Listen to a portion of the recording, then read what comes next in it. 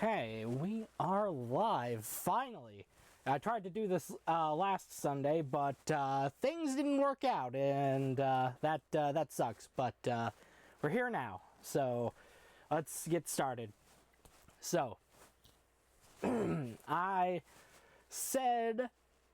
might have said last episode I wanted to do Fedora 42 when it came out. I think it came out like right after I posted that. So, yeah, that's what we're doing now. We're covering Fedora Workstation 42, which is the GNOME edition, or GNOME. The developers say you can pronounce it either way. Either way is fine with them. And we hit start. Do not adjust your sets. The screen's black for me too. Come on. There we go. Oh my god. I was about to say. Okay. Don't you give me any issues now.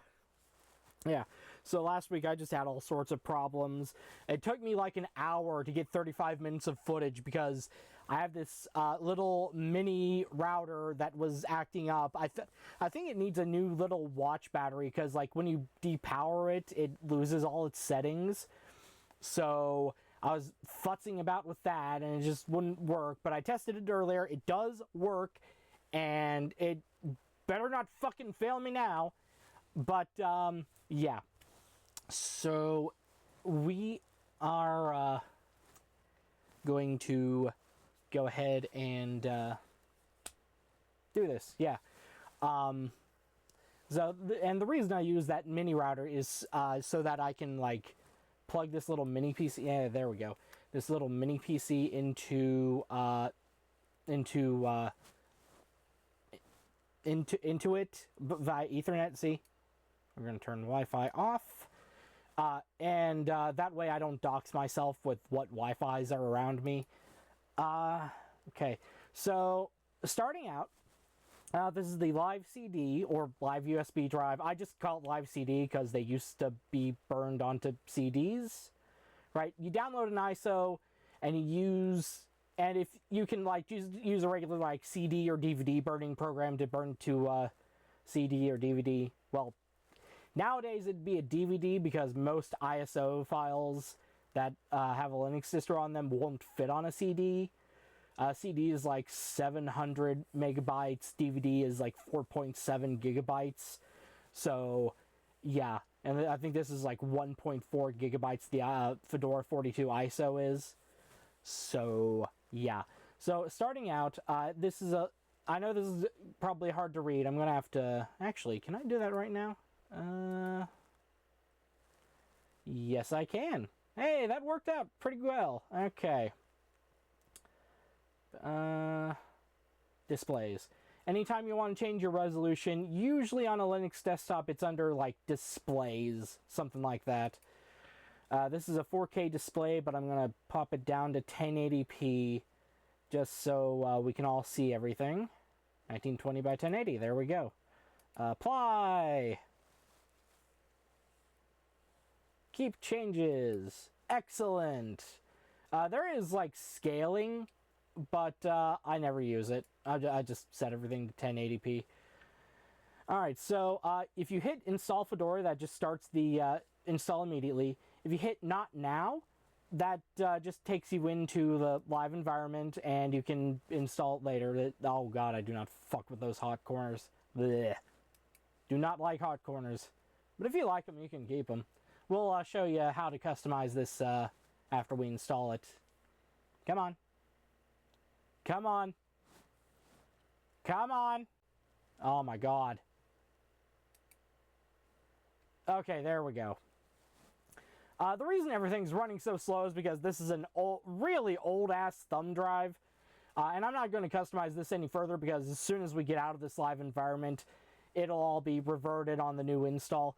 But the mini PC here actually has a little NVMe drive, so it, like, boots and operates super fast. It's just this old-ass thumb drive. I've had this since I was in, like, university or maybe high school, and I started university in 2011 and I ended at the end of 2015. So this thumb drive is like over 10 years old, probably more like 15. So I do speak English, yes, my keyboard is US, so that's all correct. As you can see, I have the NVMe. Last episode we had Linux Mint, but I already installed Linux Fedora 42 because we had that massive fucking disaster. I'm paranoid now. I'm looking over at OBS to make sure my mic is picking up.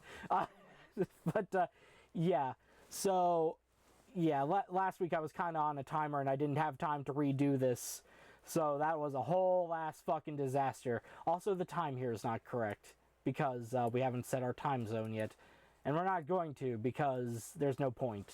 Again, this is all going to be blown away in the wind. So we can reinstall Fedora, and that sounds like a pretty cool option. Keep files in your home directory. We'll explain the file system a little later. But in a nutshell, your home directory is where all your files are. Share disk with other operating system if you want. You can dual boot, but that's a whole big thing. If you really want to, you can figure out how. I won't teach you. It's just not worth it to me. You can use entire disk, which is just completely nuke and pave everything.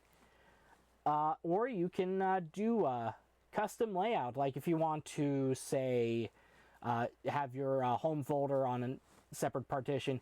I wouldn't recommend that unless, well, I don't know if so if you want to do that, that's fine, but where it really shines is when you have like a whole separate physical drive to put your home folder on. So we're just going to use entire disk. And I never mess with encryption, so we'll just leave that.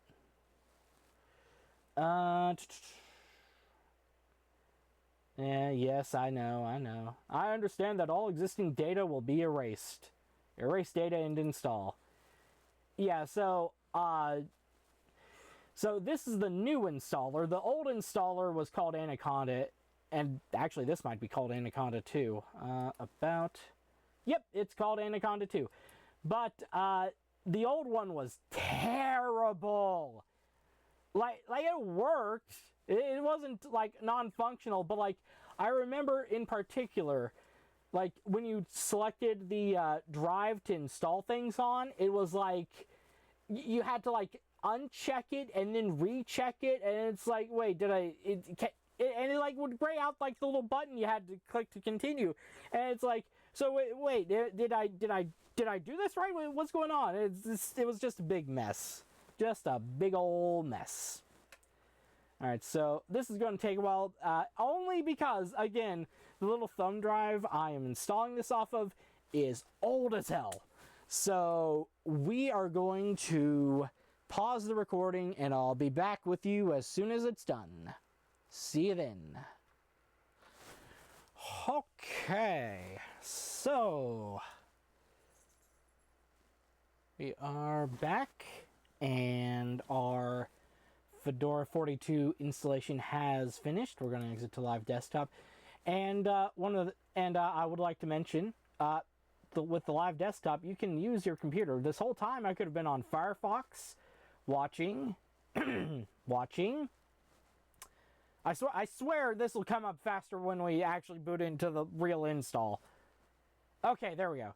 Yeah, we could have been on Firefox the whole time watching YouTube videos or something. Okay. So we're just gonna restart.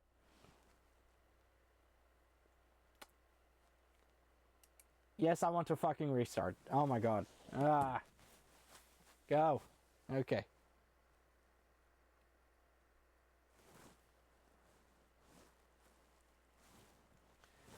And I'm gonna just unplug that. I removed the thumb drive before it booted up, so it didn't boot back into the live CD again. Come on. Come on. There we go. Woohoo. it's funny because it shows up in the OBS screen like right before it does on the TV. Hey, there we go. Okay, we are back in business, baby. Okay, so we're gonna just turn that Wi-Fi off. First thing. And can I? No, there's no settings. Okay, so we're just gonna have to put up with 4K while I do this. Okay, so first thing first, English. I do speak English, yes. My keyboard is English US. No, I'm not gonna turn on Wi-Fi. Fuck you. Skip. Okay. Now, this is all up to you. There are people who say, you know, this should be opt-in, not opt-out, and I get it, but we're just going to turn this off because this is a test PC, and I'm probably not going to keep this. I say probably. I'm definitely not going to keep this install. So we're going to turn off both location services and automatic problem reporting.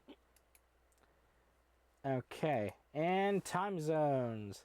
Now, if your location services are on, it says here, if you can't read it, that your location will automatically be found. But we're just going to use New York City. I am in EST time. Okay, there we go. And we're going to go ahead and enable third-party repositories. So that's like, if you ever see someone mention like the copr repos, spelled COPR, that's probably what they're talking about. And they might also be talking about FlatHub, and I'll elaborate on that in a little bit. So, okay. Full name, Stan Stockfoot. And we're, Stan Stock 4? No, Stan Stockfoot. Can't type correctly today, or ever, really. So I'm just going to shorten the username to Stan, and we're going to. Oh, I forgot to mention. I just got so this enterprise login here. This is if you're on like a managed system, like if you work for somebody and they use Fedora at the workplace, or if like you're in a non-profit, you can do enterprisey stuff with that login, I guess. Right. I'm going to put in my super secret password that is totally not just the word for salad topping. Used for all my virtual machines and now my test PC. All done. Okay. Now that, I find it kind of funny that, we'll skip the tour for now because I gotta set this resolution. But, yeah, no, okay, set this back to 1080p. Apply! Keep changes! Okay. So, let me see here. What is it? Oh yeah, we were going to go ahead and take that tour. If you want, there's the tour again, right there. Hey, let's begin. Okay. Press the super key, Windows key, to open it. And I think if you're on a Mac keyboard, it's the Apple key. This is the overview. Okay. And in the overview, you can just search. So, yeah, you can just start typing. You don't need to click on like software. Yeah, see, there you go. Okay. And you can also search for your files that way. If you don't want to search for your files, there's a way to change that. I forget how. We can poke at it. You can use workspaces. Hell yeah. Workspaces is like the killer feature of basically all Linux desktops for me. Like, I cannot live without workspaces now. Sometimes they're called like live desktops. That basically this. Oh, I don't have a touchpad though. Oh. But GNOME does support touchpad gestures. Again, I don't have one to test it out, but that's how you switch workspaces with the touchpad. And hey, there we go. Okay. So I just wanted to highlight here, you might have seen me go up here. Ah, no! You might have seen me go up here over this little button here and sort of scroll between these. There's an extension you get where you can just mouse over this whole top bar and scroll, and it'll scroll the workspaces for you. But let's see here. Oh, I'm trying to... Let's see here. Text editor. Yeah, see, the came right up this time, didn't it? Because it's coming off the NVMe drive, not the... oh my god. Not the... not the thing. So this is dynamic workspaces. When you have a window in each one, it pops up a new one. This used to be just a button labeled activities, and they replaced it with a little indicator of how many workspaces you have, which is a good change, I think. So we're just gonna doop, and then the third one goes away. Okay, let's go in the settings and get rid of that fucking hot corner, because that's going to bother me. Where is it? Where is that? Oh, you know what? We're just going to search for it, because, yeah. Oh, here we go. It's under multitasking. So, disable. Okay. Active screen edges. That's basically just, like that. Or like that. You can turn that off if you like. If you're using vanilla GNOME without any extensions, that's not fun to deal with. But because as you can see, there's no maximize or minimize buttons by default. But we'll fix that when we get into customization. There's dynamic workspaces. You can set it to a fixed number of workspaces if you really want. You can add and remove them. How many is it gonna let me? Oh my god. Okay, hold on. 120. Oh dear god. Oh dear god.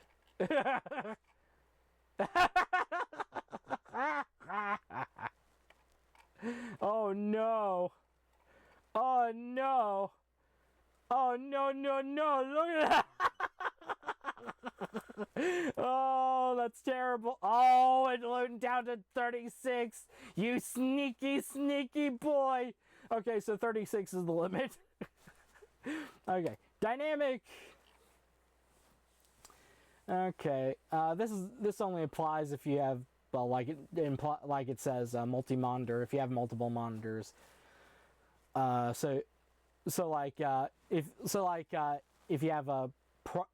If you have one display that's like your primary display, you're always looking at that, you can just have the workspaces just be on that, and then the other monitors just be, one workspace. Or you can have workspaces on all displays. Okay, and this is like if you have Alt 12.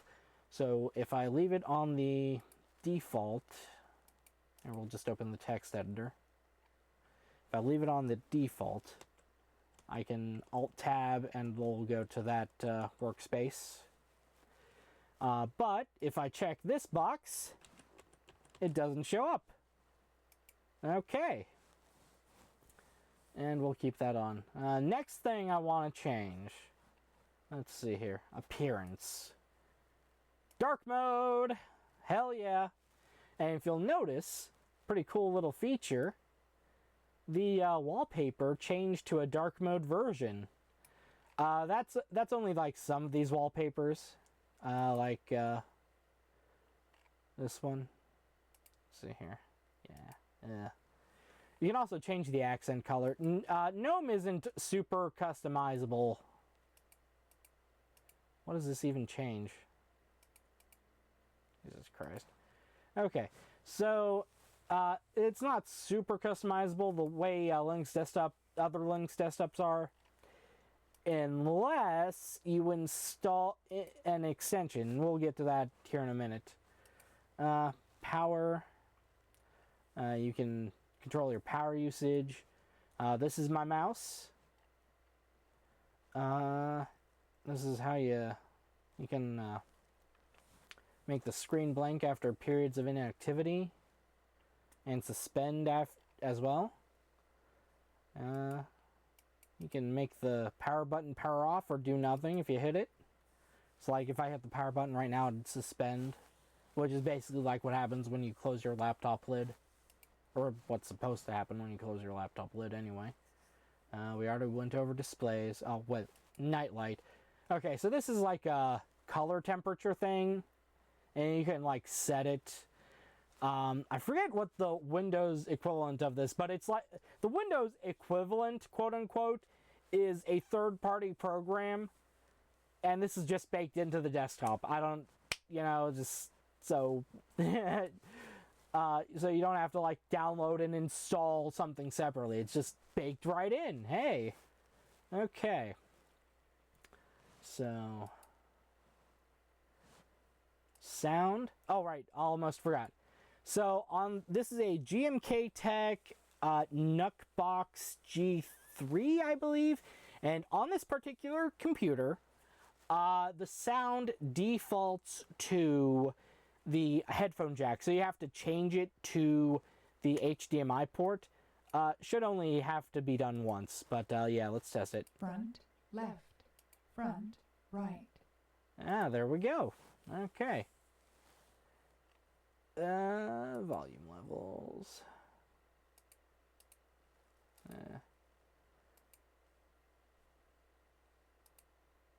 Oh, okay. It chooses it for me when I Wub. Wub. Wub. Wub. Wub. fucking 2010s, early 2010s era dubstep. Or wait, was that the late 2000s?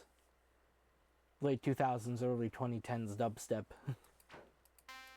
I just leave it on the click. That seems to be the default. So, let's see here. And over all that. Apps. Okay, so this is where you can choose your default apps, like your default browser. Are there any other options? Yeah. So, yeah, I think you can turn off the, hold on. Oh, shit. Oh, you'll also notice, when I turned on dark mode, that also applied to the text editor. So we're going to close that. And what was it? Oh, yeah. So let's see here. Files. And we're just going to create... I'm going to use the touch command. We're going to do some command line interfacing. Touch butts.txt.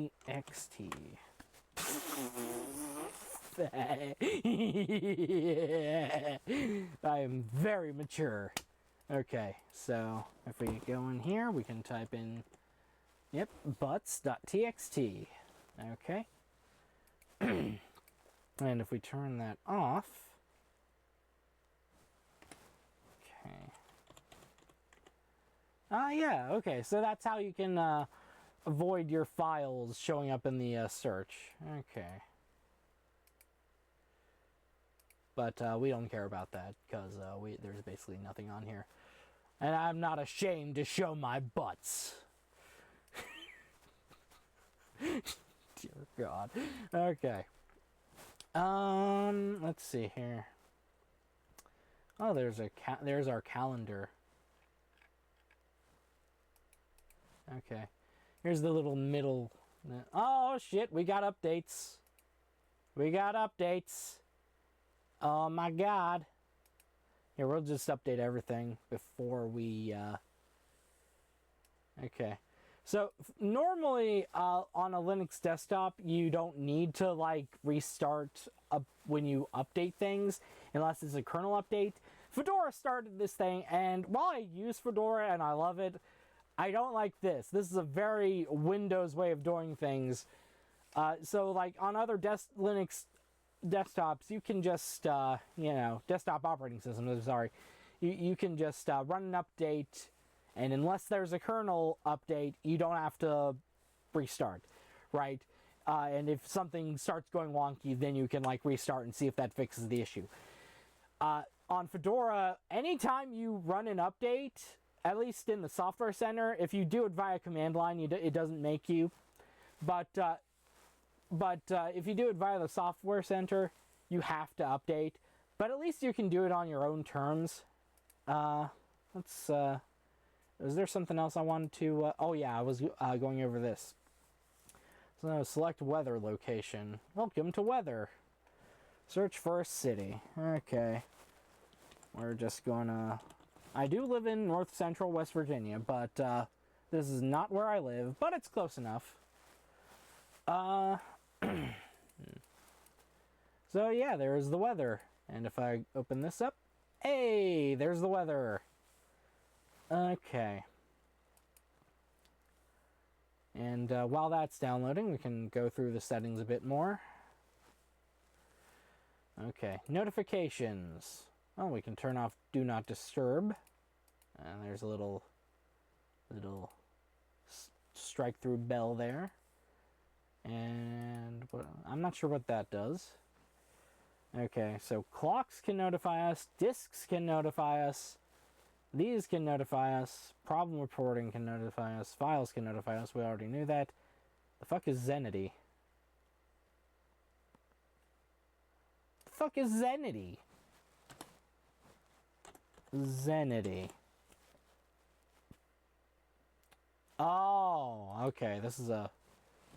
Wine comes on here by default? I didn't know that.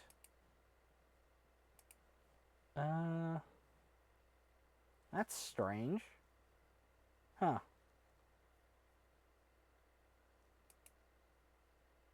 That is very strange. Hold on, I'm gonna...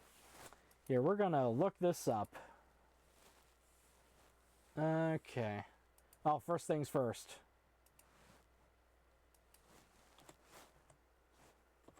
Yeah, hold on. Origin.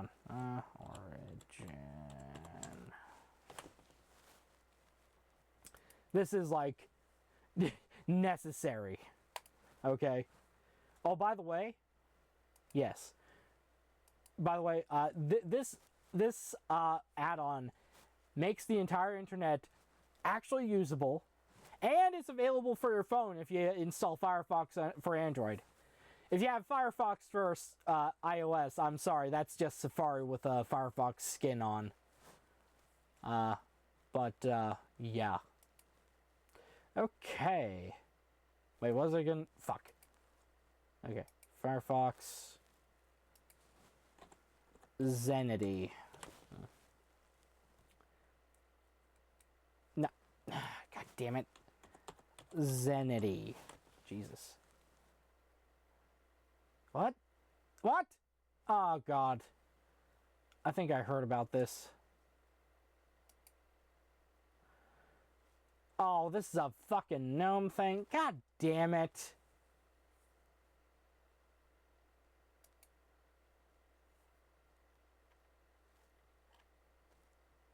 Hold on. Fedora. Because somebody has to have been like, hey, what the fuck is this?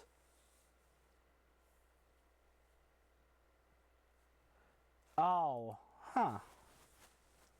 There's a rewrite of G-Dialog, the GNOME port of Dialog, which allows you to display dialog. Okay. Oh. Okay. Things are just as they are, and if you don't understand, things are just as they are. Okay, well, I'll take it. Okay, so it's not AI bullshit. I was like, wait, what? Okay, so... Rhythm Box is like the music player they bundle with it. You can do internet radio with it. You can play MP3s, that sort of thing. Alright, so we're going to restart. Hold on. Okay. Yes, we are going to restart. Yes, and install pending updates.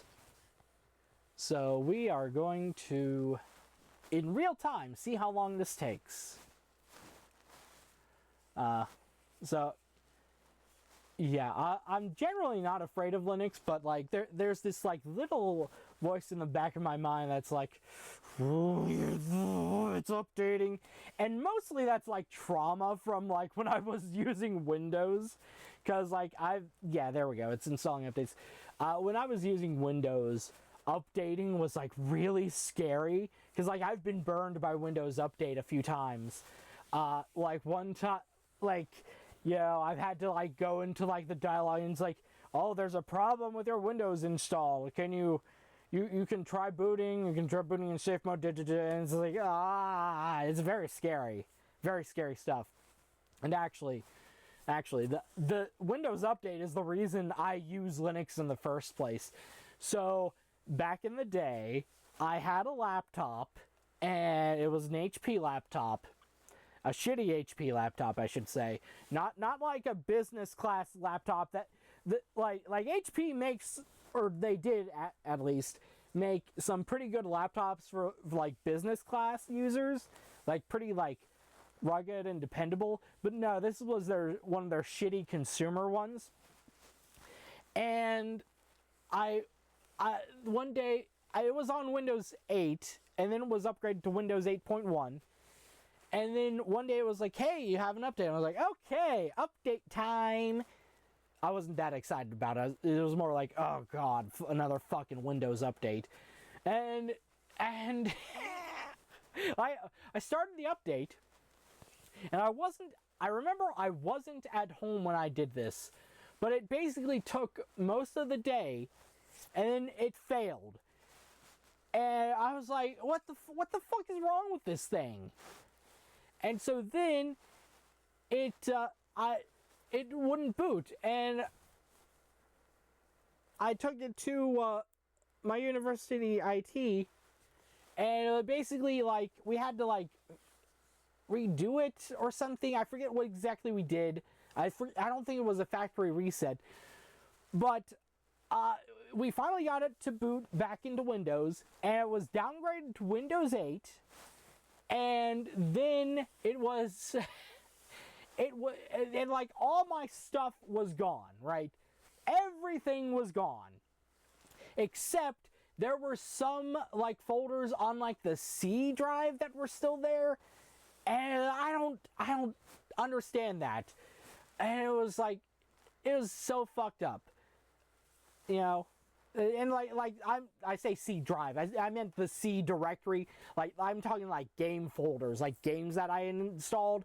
There were a few of them, like in the C directory, just like sitting there. And they weren't like pirated games or anything. They were games from GOG. And so after that, I was like really afraid to update it. So I had already been playing around with Linux on my Chromebook, and so I was like, you know what? I'm just gonna take the plunge. I'm gonna switch to Linux. I was like mulling it over, and then finally, I remember on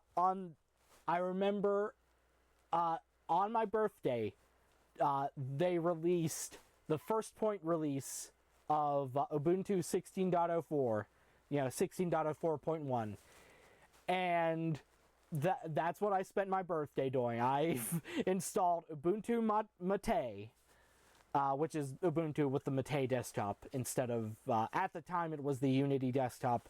Now they just use vanilla GNOME. It's a whole big thing. We'll talk more about that when I do an episode on Ubuntu.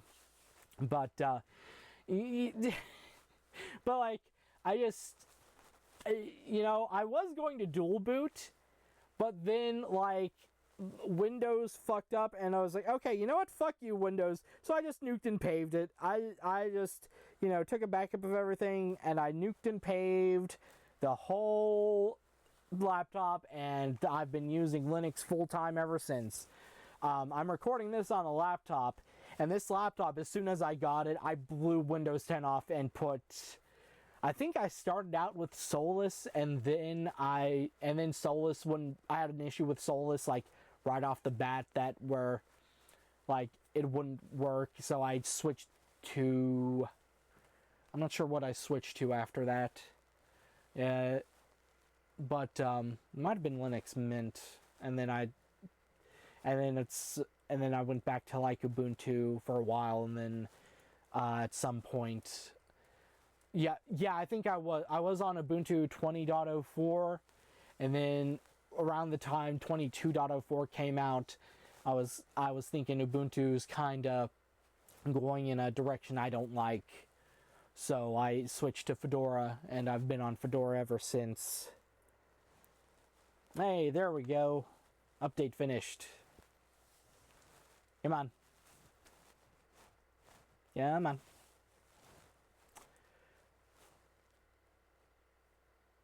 It's gonna come up now. Yeah! There we go.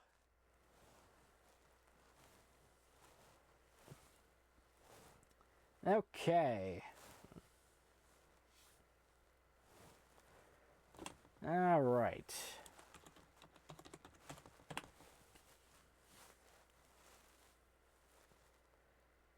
Come on. And there we are, back in action. It's funny because like on my TV screen it turned black for a second, and I look over at OBS and it like booted right into the fucking desktop. So yeah, woo. Okay. Well, now that we've updated everything, why don't we open up our little software center? So this is the okay. Okay, you know what? No, let's start with this before we do any customization. Okay, so this is the software center. If you're looking for a graphical way to install things on any distro with a GNOME desktop, this is the default software center that comes with GNOME or GNOME. Again, you can pronounce it either way. So, like, you've got categories, you got editor's choice. There's an internet radio app, even though Rhythmbox can do it. Actually, let's open up Rhythmbox real quick. Yeah, this is what Rhythmbox looks like. And there you can have your radio. There's some default radio stations. I'm not going to play any of them because... oh, you got to log into these. I don't know what those do. Oh, you can do podcasts, too. And cues. Okay. But yeah, you can do internet radio on this as well. Or you can install shortwave if you prefer it. Oh, here we go. You can install this from FlatHub. So yeah. So FlatHub is, if we go to Firefox, go to flathub.org, .porg.org. Ah, Jesus Christ. Flathub.org. Jesus. Yeah, okay, there we go. So, like, if you're out and about on your phone and you want to be like, hey, I wonder if this app is available on FlatHub, you can just go to flathub.org on your browser and see what's there. This also, if you have a Steam Deck, all the apps in the Discover Store, when you go into desktop mode, all the apps in the Discover Store, they're from FlatHub. FlatHub is the repository for Steam Deck software. Well, technically, Steam is like the primary repository for your software on your Steam Deck. But if you go into desktop mode and open up the Discover Store, this is the repo they're pulling from. So if you're on your phone somewhere and you don't have your Steam Deck, or you don't want to take it out or whatever, or you don't want to switch to desktop mode before you know what you're going to install, you can go to flathub.org and search. So, yeah. Oh, socialize. Let's see here. Taking a bit to populate these icons. Hey, a Fediverse thing. Another Fediverse thing. You got Telegram. I don't know why people use Telegram. It's terrible. You can look up why it's terrible. Just know it's terrible. I've never heard of GNU.net Messenger. Hamachi? Isn't that like the Oh, isn't Hamachi like the thing for that you use for multiplayer servers? Shit, can't couldn't think of it. Gemini. Oh my god, Gemini is such a cool thing. No, wait. You probably think I'm thinking of Google's AI Gemini. No. Bad person. No. Gemini is actually a cool Gopher Protocol successor type deal. Okay? Google needs to change the name of their AI. Actually, you know what? They need to delete their AI. I hate AI. AI as in LLM and generative AI, not AI as in like, you know what I mean. You know what I mean. But yeah, look, it's so cool. Look, I don't have time to explain Gopher protocols and Gemini protocols to you. It's basically an alternative to HTTP. Okay, and you can look it up, but look up Gopher protocols first, so you know a little bit of the history. But it's such a cool thing. And then fucking Google had to name their fucking AI after the name their AI Gemini, and I hate it. Also, don't use Brave. It's terrible. Terrible. I think, who is it? Nico Loves Linux has a really great video on why Brave is terrible and sucks and you shouldn't use it. Yeah, there's some other things here. Chromium, if you want to use that pile of garbage too. I'm sure some people are gonna come into the comments and be like, you got Chromium is garbage, but you use Firefox. No, Firefox is good. Shut up. You can install Discord if you want to be a trash Discord user person like me. Unfortunately, I've never heard of Discorky. Oh, it's for forums. I'm gonna have to check this out. Oh, Discourse forums. Oh. You know,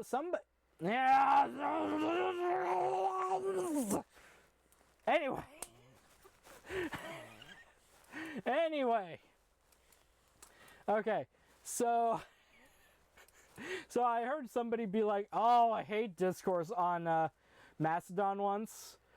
And I was like, what's so bad about Discourse? And then I like a day later, I saw a Discourse forum, and I thought of that post. And I was like, you know what? They're right. It sucks. Like, it looks terrible.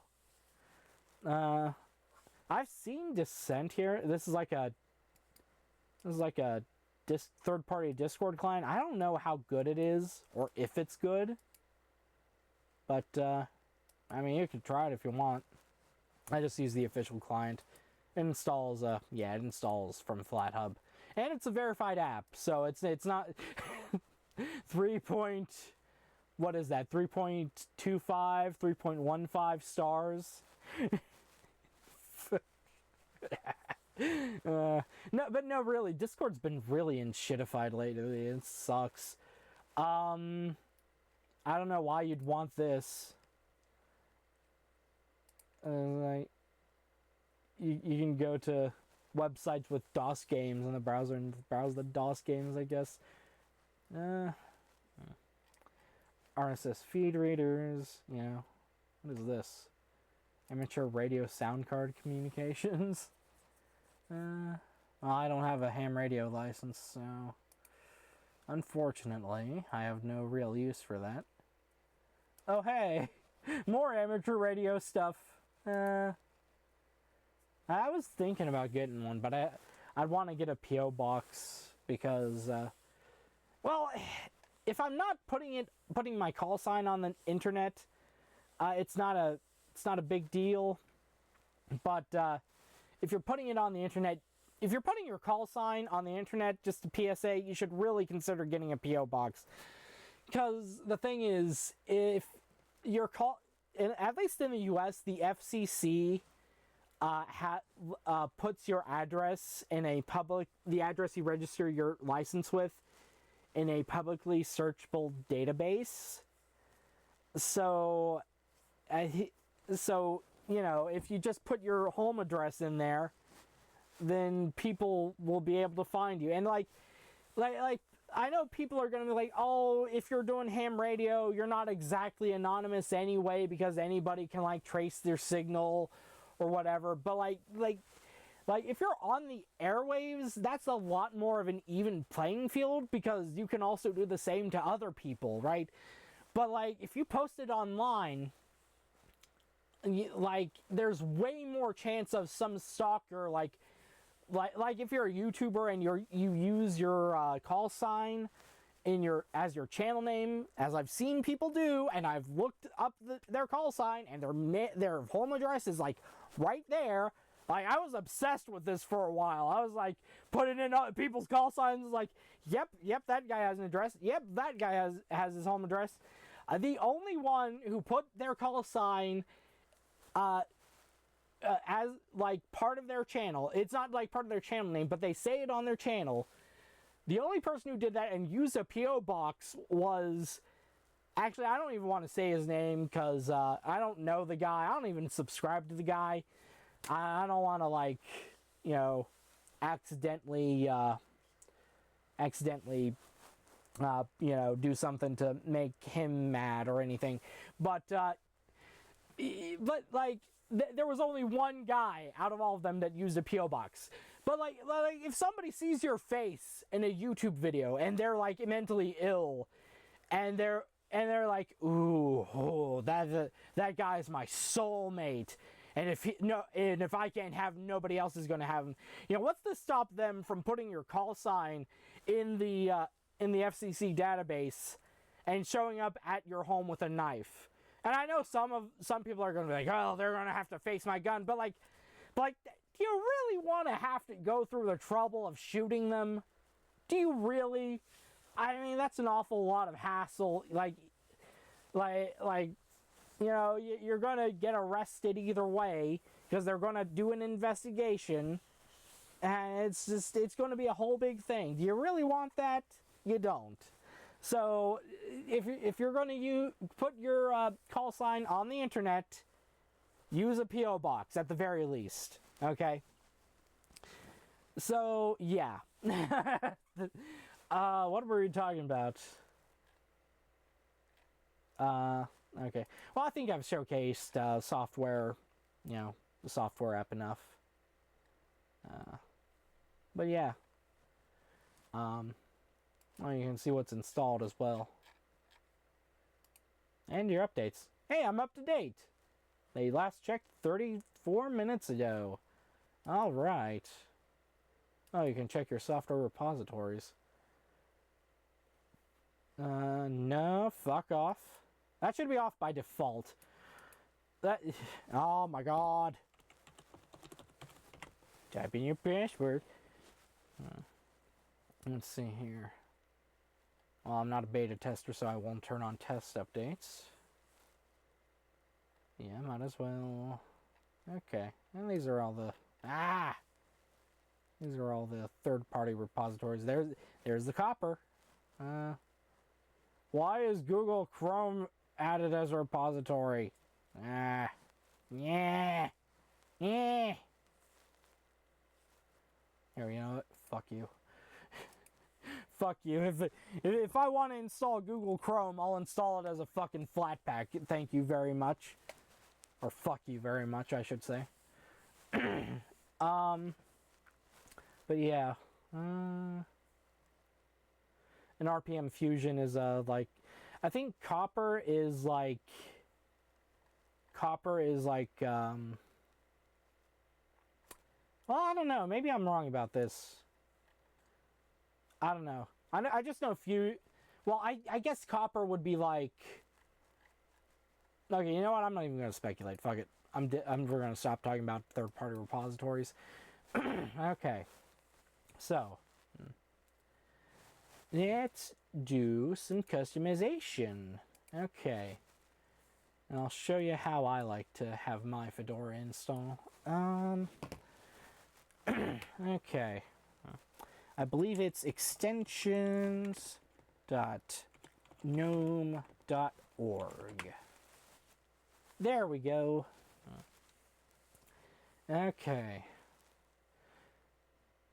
So I'm going to show you two ways to do this. First things first, we're going to install the extension,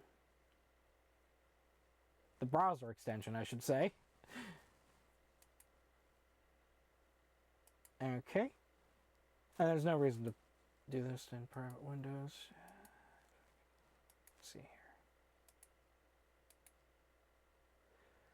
here. Let's see here. Okay, so you can do that, and then what should oh god. Actually, I'm kind of wondering.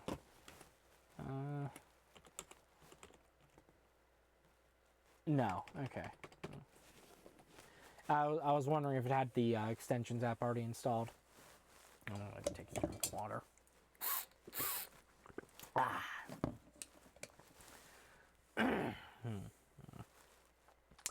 Okay, what should we install? Sort by popularity. Sort by downloads. Create GNOME shell extensions in seconds. What? What does this do?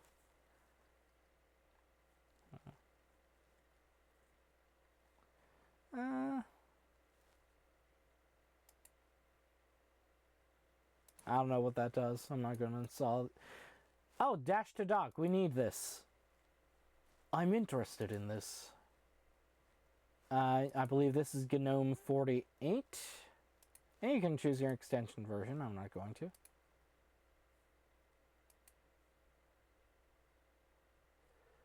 Okay. So.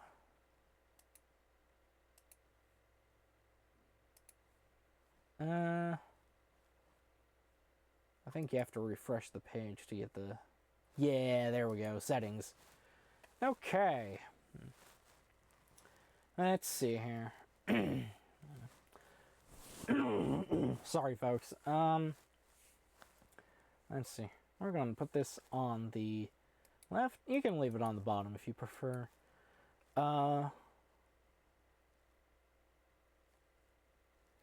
we're going to leave Intelligent Auto Hide on. It just does that when you have a window up. Okay. No, we want this one. Okay. But you can put it wherever you like. You can put it on bottom, top, right hand side. Well, I like it on the left. We'll put 100. Oh, panel mode. There we go. That's what we want. Yeah, we're gonna make them big boys. Nah, actually I don't like that. We're gonna just leave it at the default. 48. And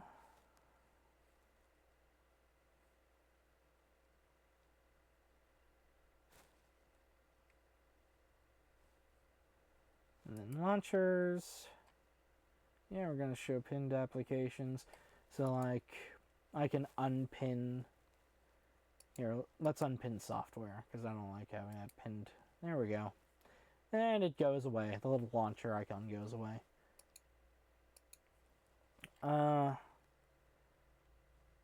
Yeah, we can leave that. Show volumes and devices. So, here, actually, I have a thumb drive I was going to use. This one's a newer thumb drive. Yeah, get in there. Get in there. There we go. Okay.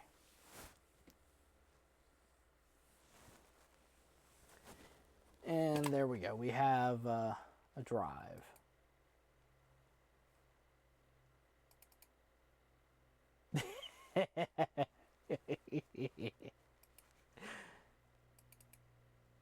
Yeah.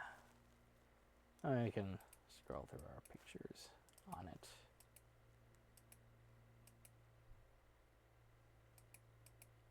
Don't question my pictures. So funny story. This was actually a picture I took with my Chromebook when I was at university. This is a university computer.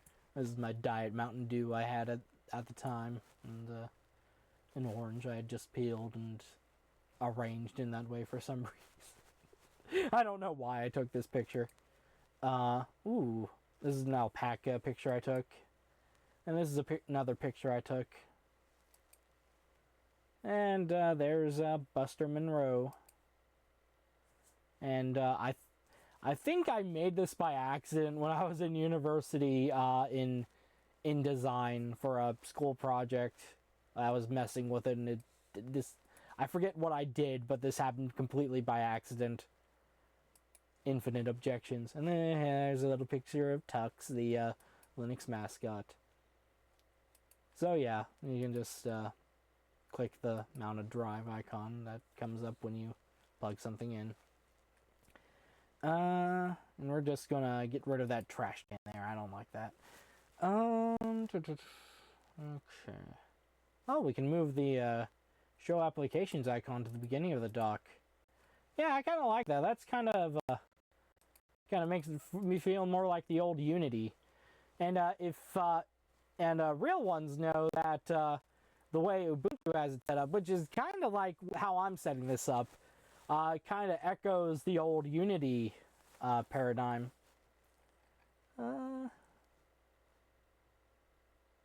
Okay. Alright, what else can we do? Behavior.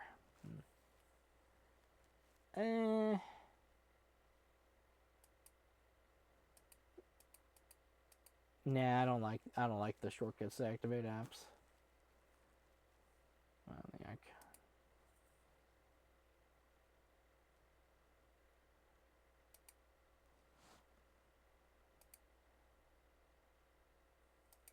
There we go. That's how I like it. Shrink the dash. Oh. Yeah, I kind of like that. Show overview on startup. No thanks. Use built-in theme. What does this do? Does it make it look any different? Yeah, a little bit. Okay. We can customize the dash color. Oh, God! Oh, it's hideous! Oh! White things! There we go. But let's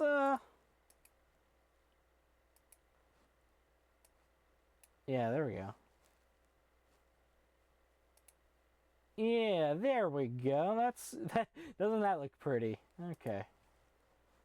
Although it's kind of hard to see the little indicator dots there with a transparent like that. So, what about dynamic? What does that do? What is this?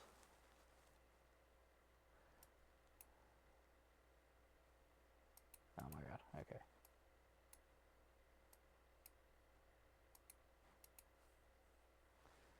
Okay. Oh, hello! Oh, that's cool! Oh! I didn't know you could do that! Oh my god! Ah, that's nice. Okay, we'll leave it like that. Okay. Alright, now let me show you the other way that you can... I unpinned the software center. Oh my god. Okay, so we'll hit the search button up here, and we will go to... extensions.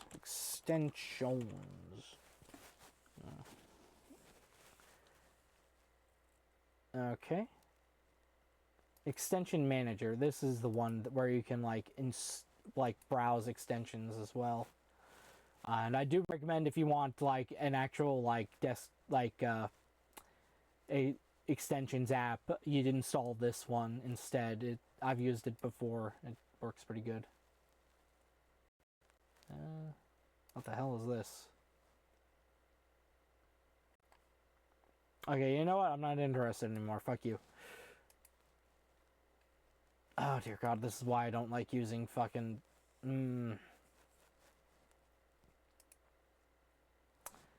Okay. Okay, you know what? Well, that's... well, it's thinking about that.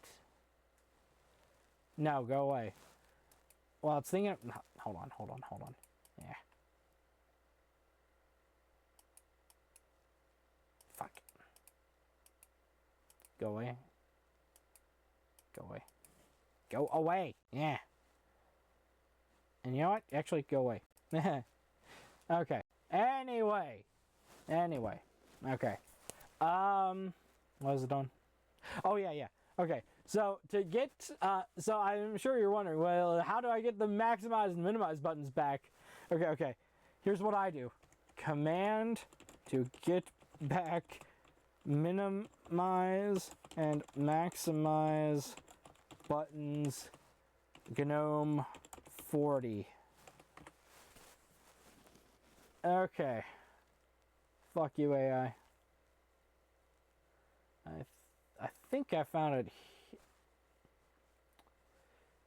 No, I'm not installing GNOME tweaks. Fuck you. I don't like GNOME tweaks. Okay. Okay, here we go. Oh, wait. I can just hit this button. Yeah, copied. Okay, now we open up a terminal. There's the terminal. Okay. Here, we'll pin this to the dock. There, now it's pinned. Okay, paste. And boom! Maximize, minimize. Hell yeah!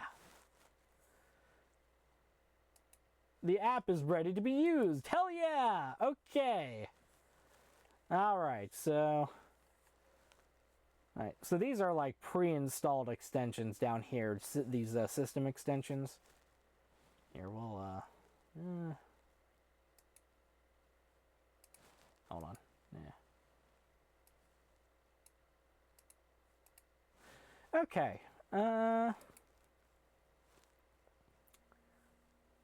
Let's see here. I just want to check something real quick. Yeah, it's fully opaque when you mouse over it like that. And then, woohoo, it's like magic. I love that. You can do apps menu. Oh, look at that. Apps. Hey, it's an apps menu. I don't like that. Background logo.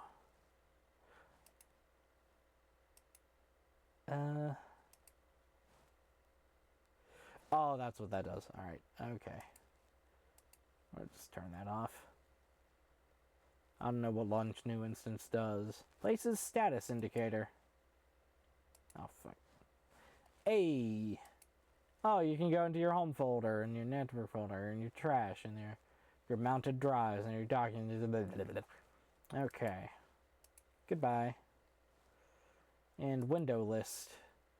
Oh, hey, you can make it kind of look like Mate. If you're into that.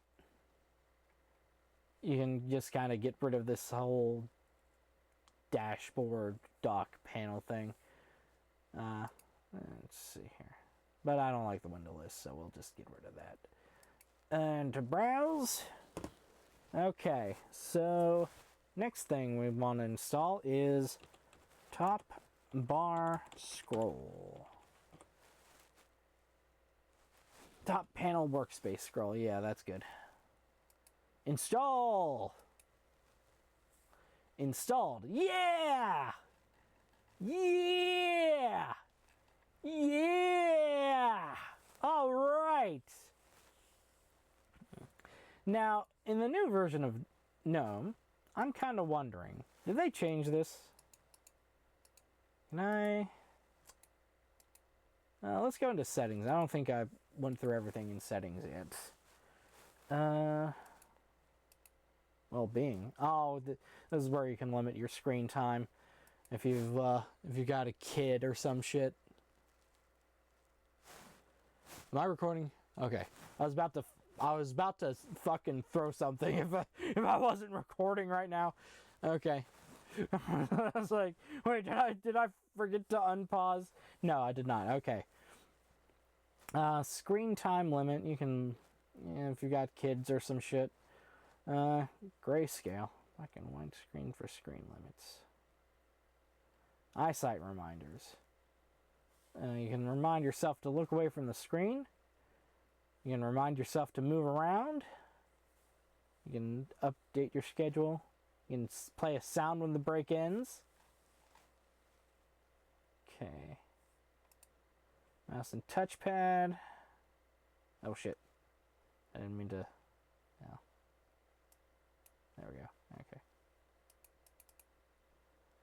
Okay. Okay. You can change the order of your physical mouse buttons.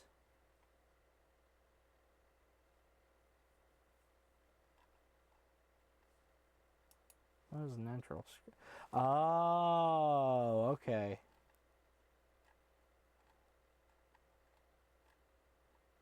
This is not natural to me at all. Traditional scrolling feels no more natural. I don't know if it can. I don't know, man. Okay, so keyboard. Compose key. What does that do?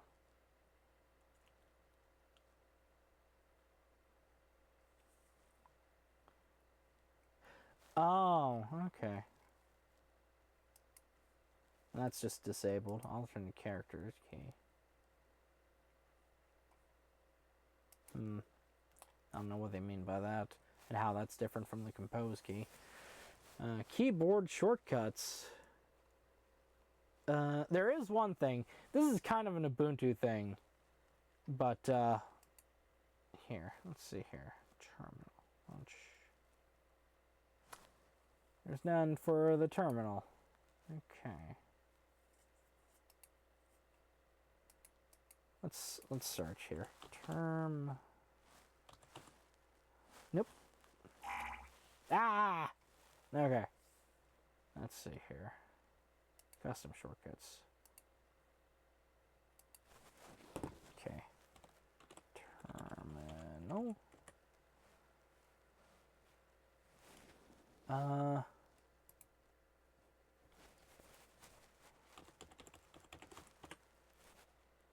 Okay, which terminal is installed?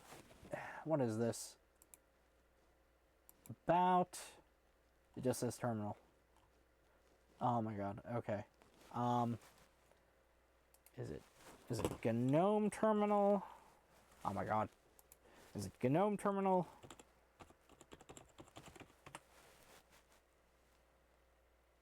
No, I don't want to install it. Fuck. Fedora 42 default terminal. Oh my god. Let me move. Nah.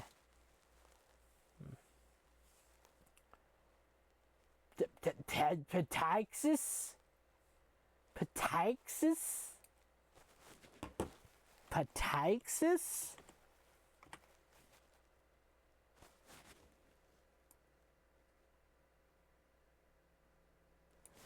Let's try sudo petaxis. Okay. So it just changes the window that it's already. Oh no, it launched a new one. Okay. Oh, okay. There we go. I just hit Control C to cancel the command. Okay, so it is Petaxis. No, that's not what I wanted to do. I don't know. I don't even know how I did that. Okay, so settings. So command is Petaxis. And Control Alt T. This is kind of an Ubuntu thing, but like you see here, you can add that as a custom command. Control Alt T brings up terminal. But yeah, that's more of like an Ubuntu, Debian, Linux Mint type deal. That's on. But I wasn't finished with that. Why did I close it? Ah! Ah. Okay. What was I gonna do? Was I finished with? I don't know. I don't know anymore, man. Color management. Okay. I do have a Samsung TV that I'm using as my monitor. I think you need like a separate like device to do stuff with this. Like well,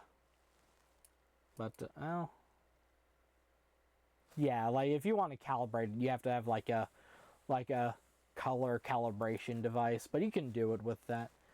I don't have a printer. Accessibility. Seeing. Oh, high contrast. Hello. Okay. On off shapes. Oh! For like colorblind people. Okay, I see. Animation effects. We'll leave that on. Large text. Whoa! Ho ho ho! Size 42. Hello. Cursor size. I can make it. Ooh. It's so big. Okay. Sound keys. Beep when numlock or caps lock are turned on or off. Okay.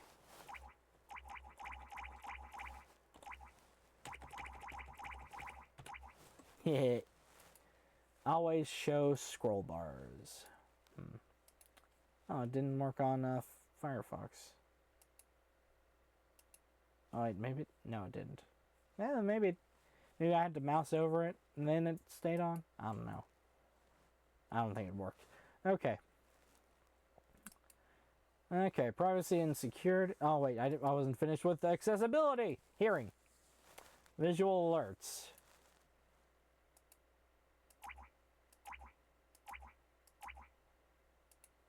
Oh, over amplification. That's in the accessibility menu now. So that basically means you can so this is like 100% and you can like over amplify. And then test. Front, left, front, right.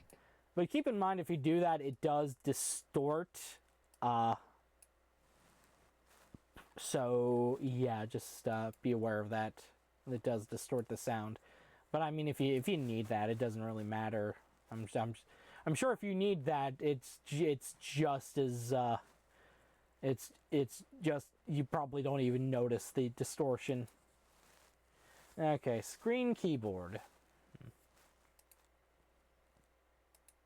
Oh, it comes up with this little guy here. Okay. Oh, you can turn on sticky keys here. And repeat keys is on by default. Slow keys and bounce keys. That's all pretty standard stuff. Pointing and clicking. You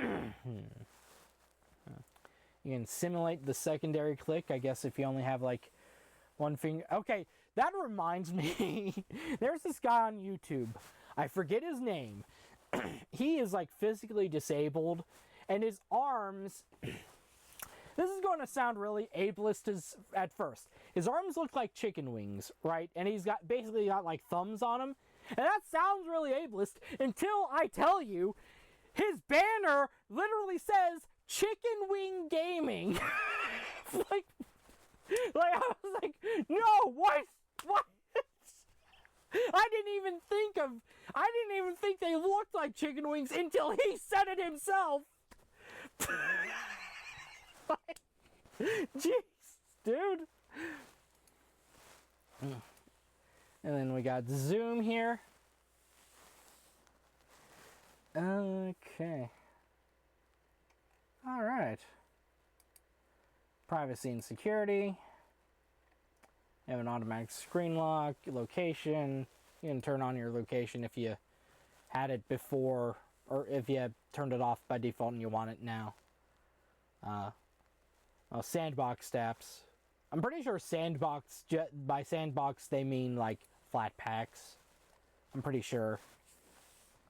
And also snaps if for some godforsaken reason you have snapd installed.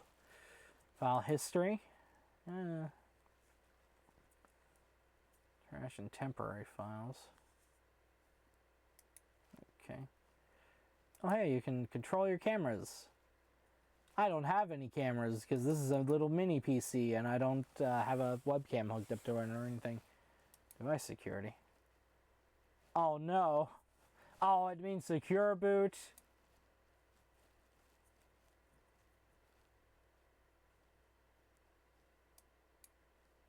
Okay, well, whatever. Oh, you can add and remove accounts if you have like multiple people that you want to use. You can add a user. Oh, you can unlock. You can, yeah, you can add more people, and they'll get their own like home folder and everything. Actually, why don't we do that next? Secure shell means you can like remote into other computers on the same network if you want to. Remote desktop. So secure shell is like the command line version of remote desktop, right? Oh, wait, this allows this desktop to be used remotely. Okay. Okay. All right. Okay. Did I turn off the Wi-Fi? Yes, I did. Okay, good. All right. So, yeah, that's it for the settings. Let's play around with Extension Manager for more, because I think there are some other extensions here too. Let's just look at, let's browse a little bit. We got time. Customize clock on lock screen, what does that do? Huh. Okay. Movable drive menu. There's that extension list again.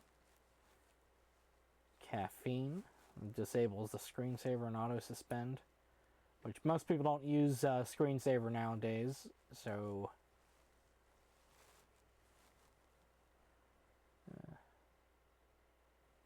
oh, this might be useful. Use move application to specific workspaces when they create windows.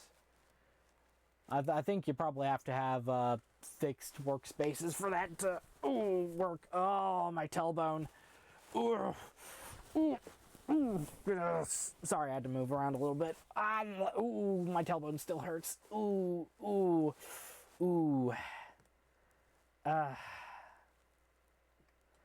Run or raise. Launch or focus window. Or I don't know what the... NASA APOD wallpaper changer. That sounds pretty cool, actually. I'm gonna... Oh, change your wallpaper daily. Oh, wow. I wonder how long this is gonna work with all those fucking cuts that the current administration is doing. Oh, by the way, if you're a Trump supporter, man,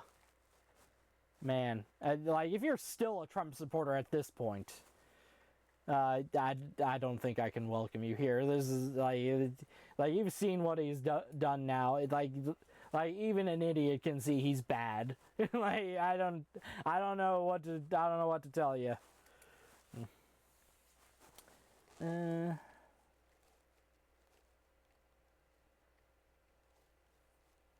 Pie hole indicator. That's if you have a pie hole in your home. I'm not going to get into what that is.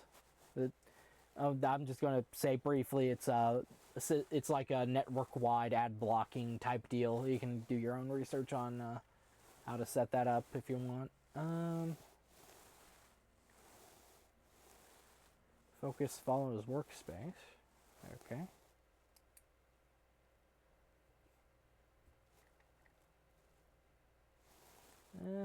Okay. Oh, here's another one that's kind of like dash to dock. It's dash to panel. There was this what accessibility is on? Oh, turn that off. Okay. So there was a big hubbub because the guy who made dash to panel, he basically put a donation ask, and I'm going to call it a donation ask. I'm not going to call it a nag, because we really need to get used to free software creators, asking for money, because they need to eat too. All right. So basically, this guy put in a donation ask, and like I think like some people had a legitimate problem with like the way he did it, because like it put like a heart and then like messed with their keyboard shortcuts. But then I think he fixed that, and then people still complain, and he's like, yeah, you can't, it's free software. And it's like, buddy, like these projects need money. If you can't donate, okay, but like God, they need to ask for money. All right, KDE put a donation ask in Plasma. All right, and we'll look at Plasma eventually. I think I'm gonna do Plasma on OpenSUSE. Although I will mention one thing unique that's new with Fedora 42 is Plasma is first-class citizen. Yeah, I'm going to talk about that later. So anyway, so basically he put a donation ask, and he received so much hate for it, he was like, I'm stepping down from this. And so we wouldn't have had a dash to panel. Thankfully, he changed his mind, and he's back at it. And then I think the Zorn OS team has decided to help out and like put some money into it, because they use it. And if you do use a free software project, even if you're not on Linux, if you use a free software project like Krita or Blender or Firefox, even, well, not Firefox, don't support Mozilla, but like if you're getting a service from Mozilla, fine. I guess it depends, because Mozilla is kind of like, there's like the Mozilla Corporation, which is bad, and then there's the Mozilla Foundation, which I don't know about them, but yeah, like if there's a free software project that you use and you get a lot out of, please consider donating if you can. If you can afford to kick a few bucks down to them, please consider it, because money is a massive issue in free software. Because free software doesn't mean, free as in, free of charge. It means free as in freedom. Okay? So, or at least that's what I mean when I say it. So, but there is one donation ask that bothers me, okay? If we go to Elementary OS. Okay, so I'm never going to look at Elementary OS. I don't like Elementary OS. The way they do things, I don't like it. I don't like how they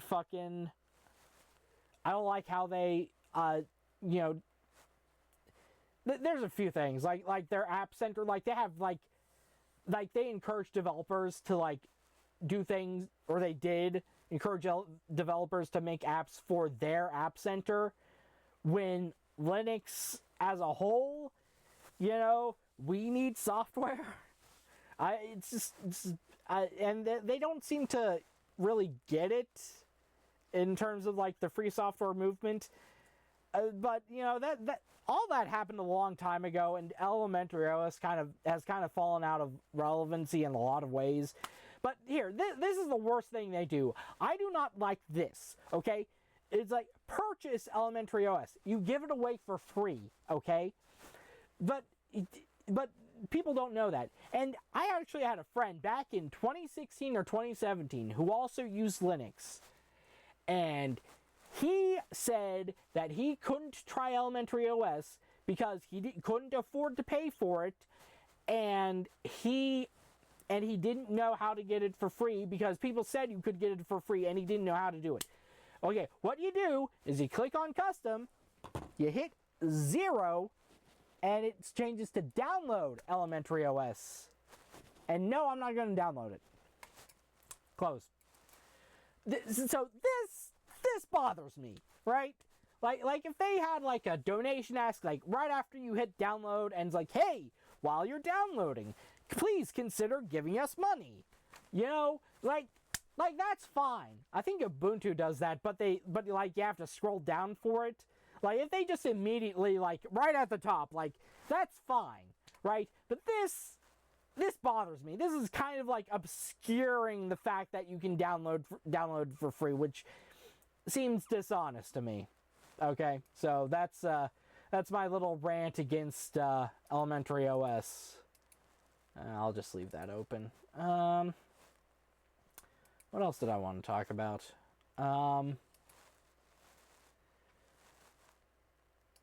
Yeah, let's unpin these. I don't like these. I don't like that. Okay. Oh, I was going to do a little bit more customization. Okay. So I like to use these pictures that I took for wallpapers. So we can set as background. Hell yeah, look at that. That's beautiful.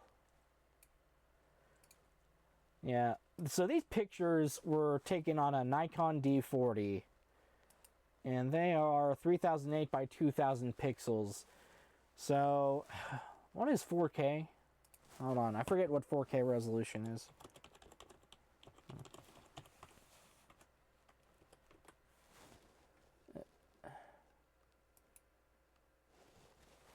Okay.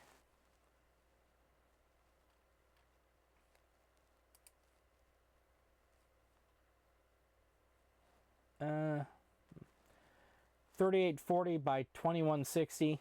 So that's not quite 4K. So it won't work as like a 4K desktop. It'll work for a 1440p desktop wallpaper. I may upload these somewhere else. I think I've uploaded them somewhere before, but yeah, I can set that as background. Set it. Yeah, there we go. It kind of doesn't play nice with the transparency, but now if we go into settings again and go to appearance, we can add picture. Hold on.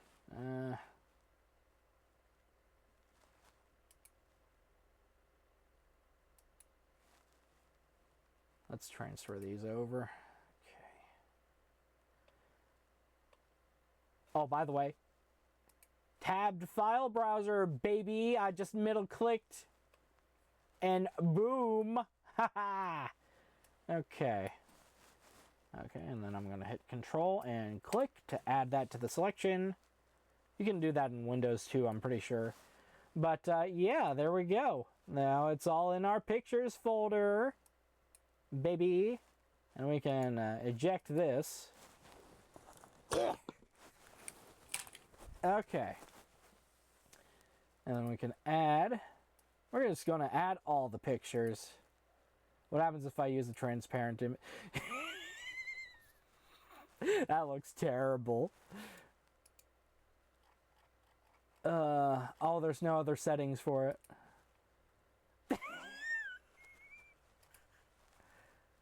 Oh, that looks terrible.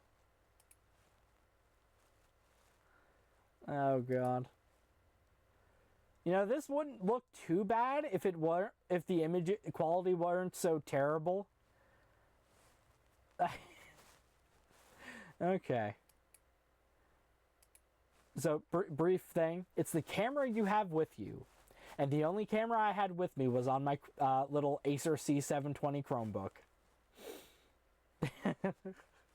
So, yeah. Oh, neither of these play well with the... Oh, this one plays a little bit better. I think I'm going to go back to... I'm going to go to... Oh, wait, actually... my favorite Fedora wallpaper, and this is silly, right?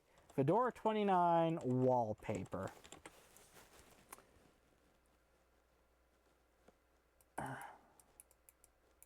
Okay, oh wait, let me just go down to here, to the Fedora wiki. Fedora... Was it 20? Maybe it was 28 or 20. Yeah, I really like this one. There. So it won't let you like download the wallpaper. But like from here, because it's not a good resolution. Look at that. It's like 960 by 720. So let's see, how do I forget the command to add these.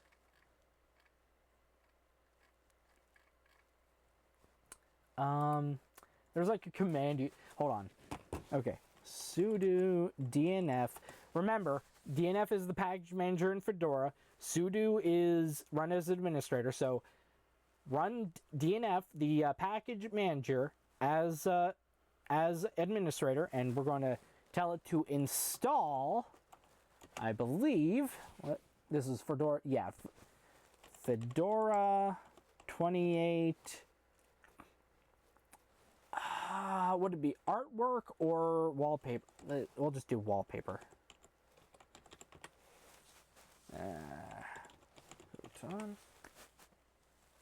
Oh, I just said my password. Oh no.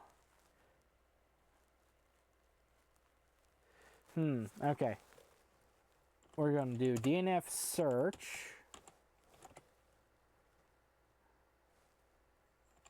I believe it's Fedora 20. Okay, we're just gonna wildcard. Okay, asterisk means wildcard, meaning we like whatever is before, and we put an asterisk after. Whatever is like before that asterisk or after it, we don't care about, right?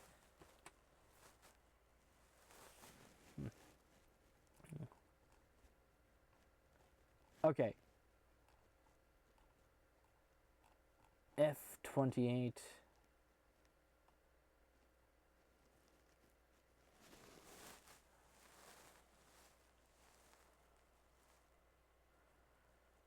Okay.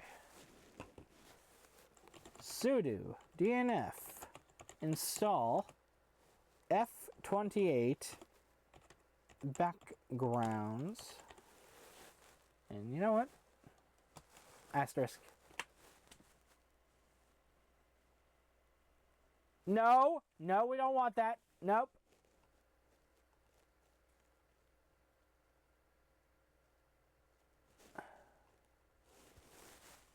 Okay.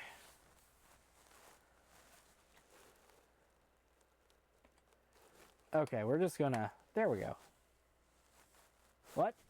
What? Why? No, what? Why are we installing all these dependencies? No, it didn't do that before. No. Ah. Okay. What the hell? This used to work. Maybe... GNOME?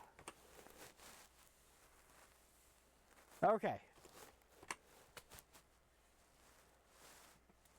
So I guess if we just went -base, it'd be okay. Okay. Okay. I don't know what that did, but okay. There we go.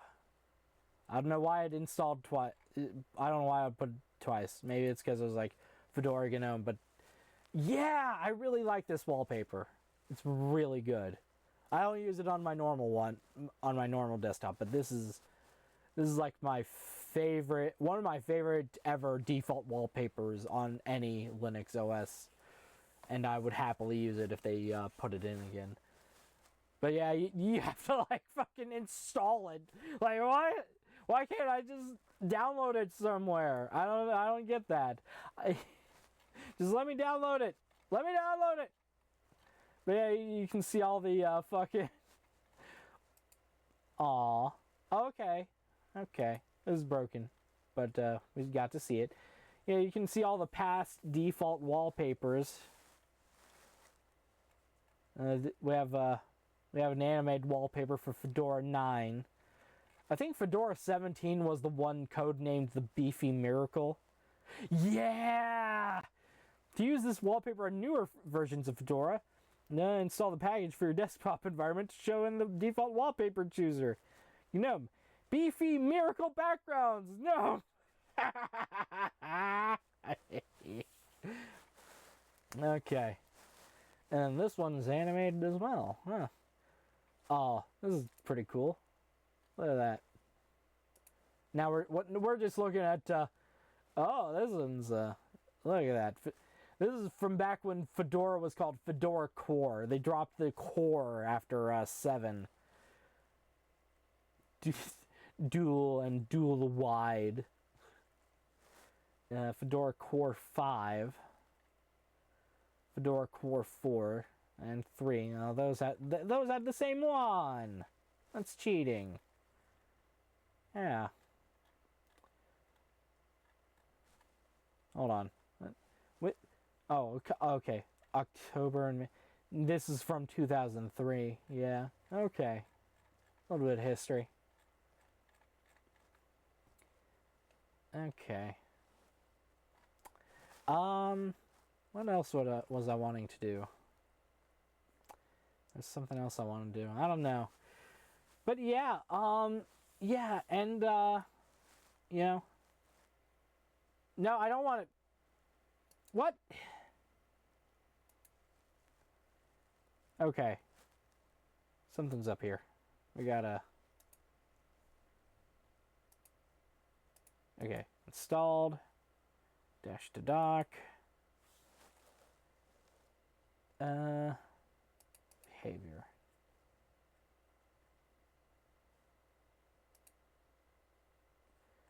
Okay.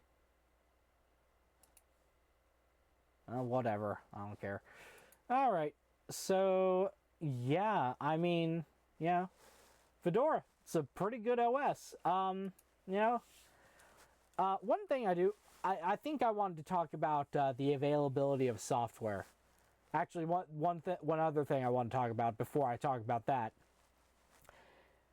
You cannot fucking make the app icons in the app selector here in alphabetical order, and that bugs the hell out of me. Like, you can rearrange them. I mean, look. But I'm not spending like 3 hours rearranging app icons. Okay, I'm just not doing it. Like rearranging them to be in alphabetical order. I'm just not doing it. No thanks. But yeah, like a lot of people like seem to they like don't know what's available on here. Like they think, oh, I can't use you know, like Photoshop. Photoshop is a big one, and yeah, that's true. But like, if you're an artist, why don't you try? No. If you're an artist, what the fuck is Cando? Sorry, I got distracted. Oh, it's a pie menu. I'm gonna install that. Hold on. Sorry, I got distracted. We got to try the pie menu.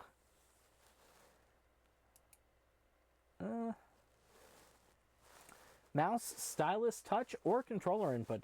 Because remember, Linux does actually support Wacom tablets. I have a Wacom tablet here somewhere that I was going to use for like video editing or some shit, but it's not on hand. It's not like at my fingertips right now, so I can't show you.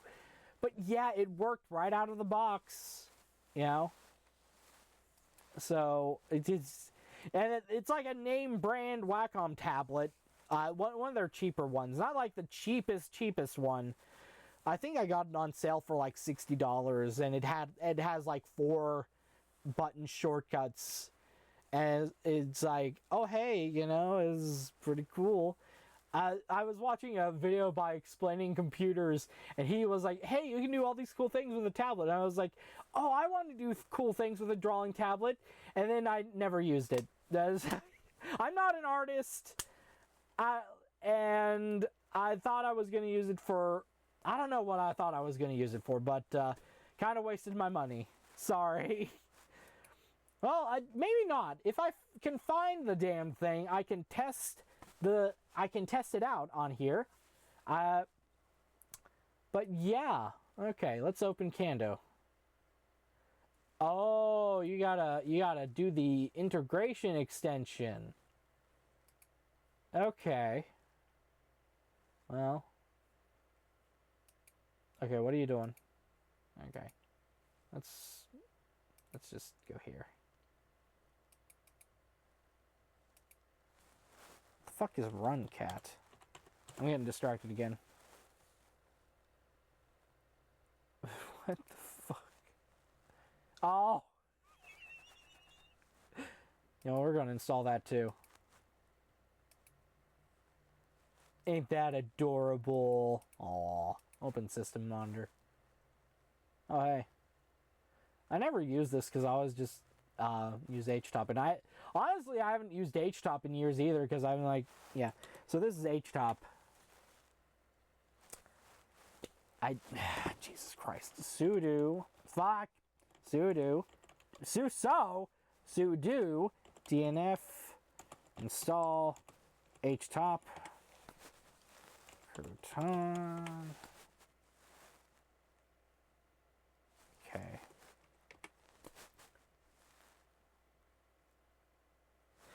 HTOP. And that's what HTOP looks like. And it's like, I don't care. I never check my system monitor anymore. Yeah, I want to close it. But yeah, that's cute. Okay. So anyway, Cando.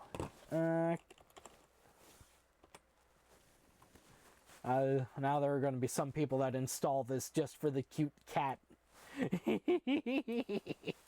Yes, become a Linux user for the cute cat animation. Yes. Okay.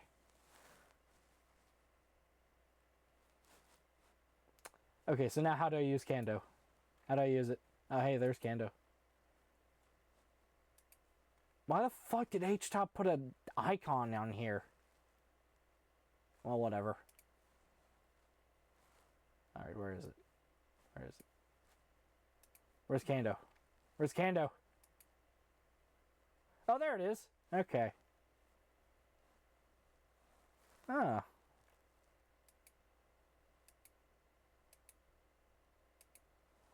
Oh, okay.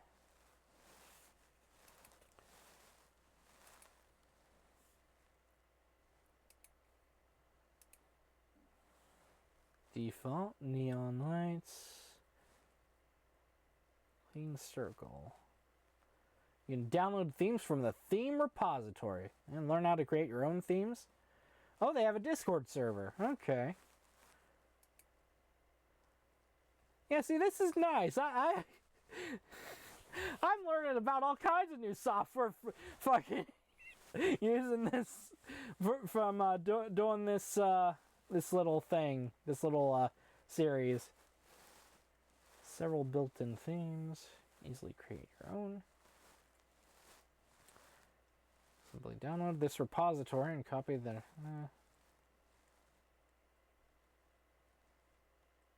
Oh, you can use this on Windows and Mac OS. Good to know. Good to know. Yeah, lots of free software is available for your system. So if you're nervous and like apprehensive about, well, that's the kind of the same thing. But if you're nervous about switching to Linux, first make sure you're using free software in the first place, like LibreOffice here.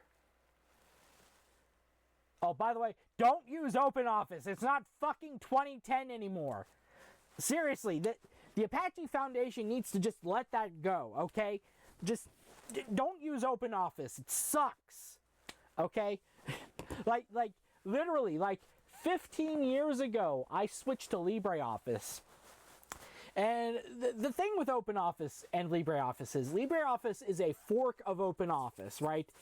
Because, you know, OpenOffice...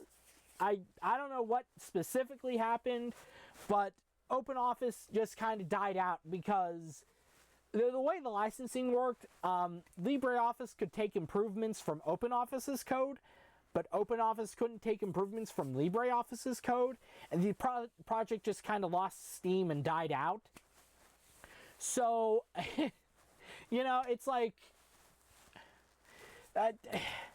it just...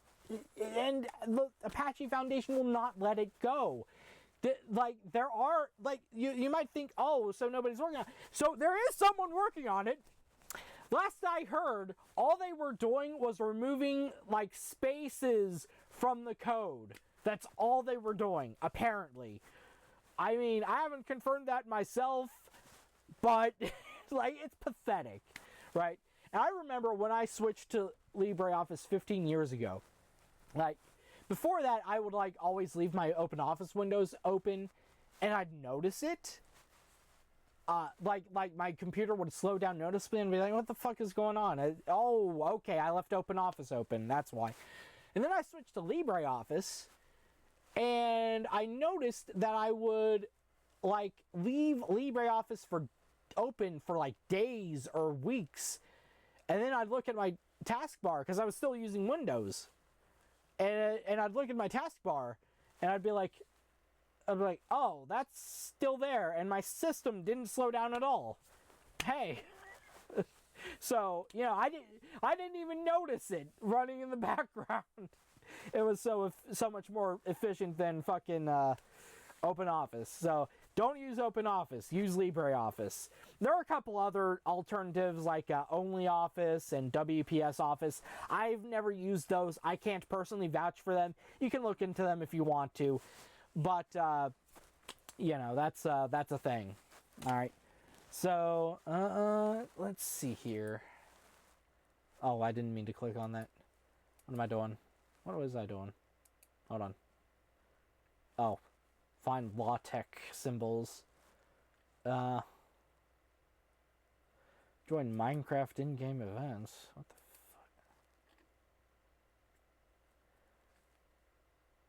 Oh, this is for like its own community thing. Well, whatever. Okay. Oh, I was messing with this. That's what I was doing. Minecraft.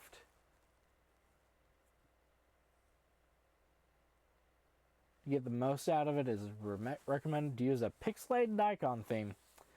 Yeah, I don't really mess with replacing my icons anymore.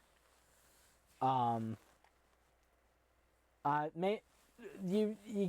kind of hard to do that on GNOME because they kind of make it hard now. Well, they started making it hard back in GNOME 3, and then when GNOME 40 rolled around, it got even harder. And if you're confused by that, so they had the GNOME 3 series, so there's like GNOME 3.2, GNOME 3.10, GNOME 3.20, you know, that sort of like naming scheme.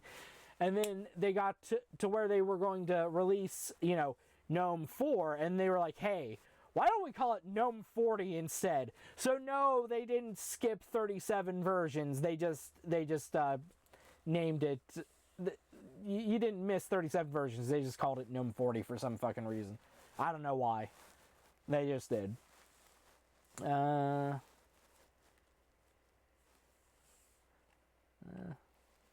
I'll just, where'd it go? Where'd it go? Did I close it by accident? I think I closed it by accident. Or hell, maybe it crashed. There we go. Okay, there it is. You know what? I like neon lights. I don't like AI. What the? It's fucking everywhere. It's everywhere. God.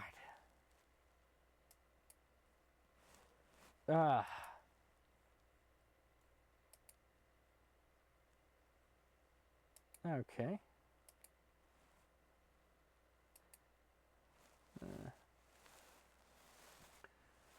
We can.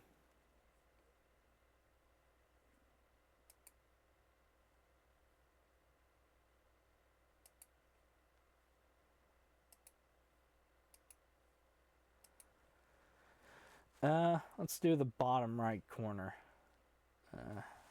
1910 by.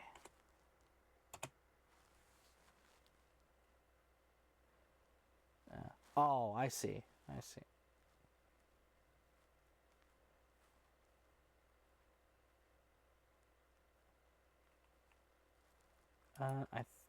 think the right number is like the, yeah, that whatever. 1079. Okay.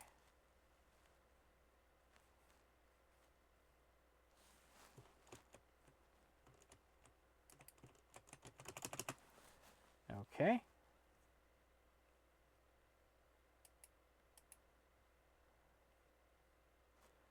I'm just gonna pick a different one. Okay.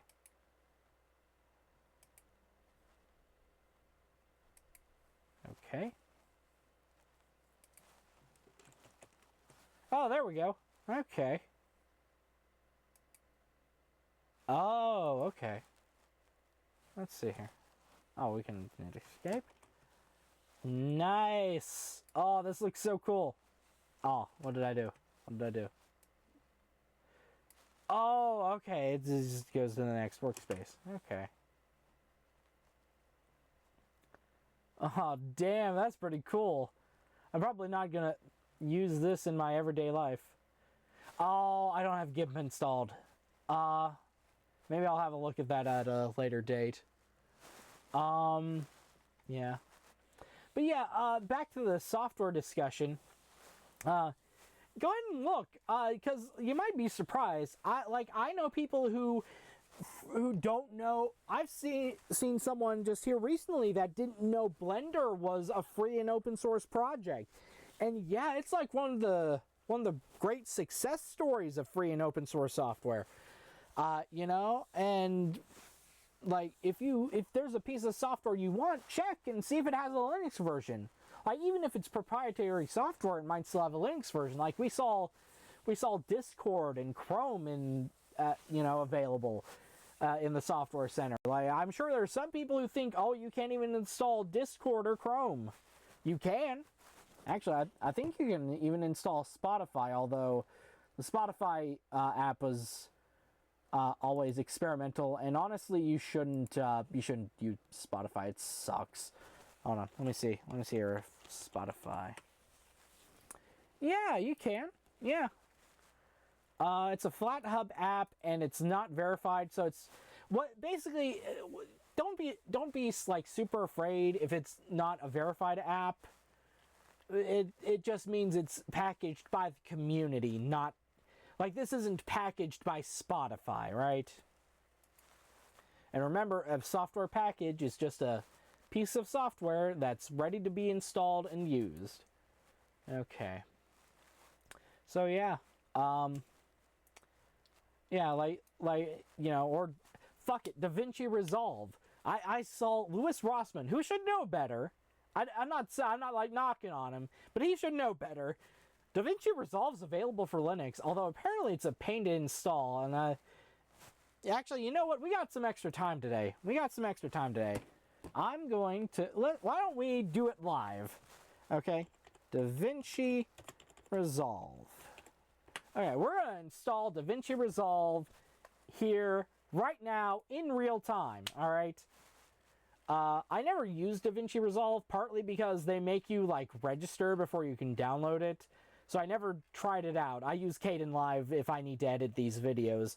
I don't think I'll need to do anything to this video because the main reason I need to do something to the last video was because I had to censor my Wi-Fi's and I had to stitch it together because I recorded it in 2 settings.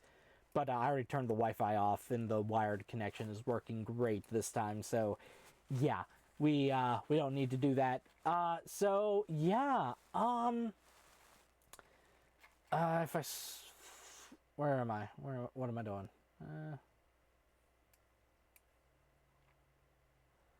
Oh, free download now. Okay. We're not going to do the beta. We're just going to do Resolve 19. Okay. Stan Stockfoot. You can Linux. Exclamation. Okay. Stan Stockfoot at gmail.com. By the way, that is a real email address if you want to message me. Don't spam me, please. But if you want to message me, you can send an email. Just be aware I don't check it very often, so it might take a while to get back to you. Somebody commented on the last video as well, and I saw it like a week later, and I didn't respond. I'm sorry. But yeah, if I take a while to get back to you, it's just because I need to like have that like on my phone so that I get notifications when I get an email. But yeah, you can send me an email on that at that email, and if this channel becomes a whole big thing, I might get a separate business email. But yeah. Okay. And you have to have an address. Can I make a fake address? Stockfoot Lane. Lawn 3. Lawn 2? Fuck. Stockfoot Lane in Stockfoot City? No, Stockfootin. Stockfootin. I'll just go with West Virginia, because I do actually live in West Virginia. Oh, the zip code's not required. The zip code's not required! Fuck yeah! Okay. What is this? Okay. Register and download. Oh fuck, I forgot the phone number. Okay, I'm gonna pause. I'm gonna pause this. Okay, I paused it. I put in my Google Voice number. I'm not sure if they give away free numbers with your Gmail account anymore. But, yeah, that's a phone number I actually use. Kinda, sorta. So I don't wanna make it public. But, yeah. So, yeah, we're gonna have to wait 5 minutes. That's gonna be fun. Okay. So yeah, DaVinci Resolve. It is available for Linux. And we're gonna see if we can do it on Fedora. Let's see here.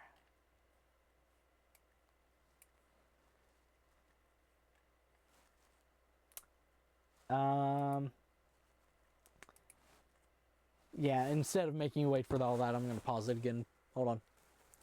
Okay, again, we are back. Okay, it has downloaded, and we can just hit here, show in folder. Oh, that reminds me. So one time I had a guy be like, Linux sucks because I tried to put Ubuntu on my computer from my mom because her Windows crashed and burned, and she couldn't figure out how to use it. And I was like, I know for a fact he did not take the time to try and learn with her or to try and support anything.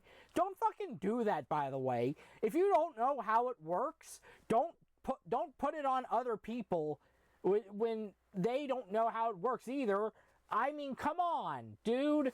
Like, at least try to help her. But I know he didn't help her, because by default, when you download something in Firefox, it goes in the downloads folder, right? If you go in the home here, look, literally, like, here, I'm gonna close this. I'm gonna open it again. Shit. Okay. Literally, it's right there. You click on the file manager, it's right there. It's literally staring you in the face. Downloads. And look, oh, there's my download. That pissed me off. Okay, just double clicked and it extracted. And what is this? Oh, shit, instructions. Okay, pre-installation notes. Does not require a license dongle or an activation. Supports all DaVinci Resolve licenses as well as the advanced panel dongle. Okay. Yeah. You download the Studio if you have a license, or if you want the free version, just DaVinci Resolve. Unzip the package, double click, enter root password, follow instructions. Okay. We don't have an NVIDIA card in here, so we'll ignore that. I don't know what... I think Decklink's one of those things we saw on their webpage that they sell. Installing DaVinci resolves Rocky Linux ISO. Oh, hey, oh, wow, okay. Okay, so they have their own distro. Maybe I'll try that at some point. So literally, if you want, you can install their, if you have like a spare PC, well, I say spare PC, if you have a PC that you want to just make like, this is your editing rig, you can just install their own Rocky Linux ISO, I guess. Yeah, okay.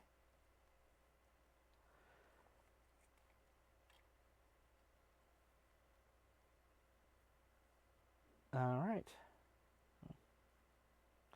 Takes care of all dependencies, including standard libraries and video drivers and Decklink drivers. Well, we'll see how hard it is to install on Fedora. Okay, so run that.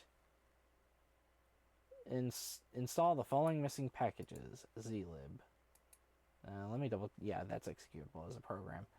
Okay, just making sure.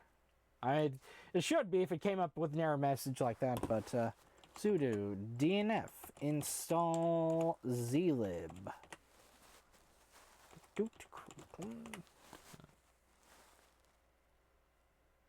It's already installed.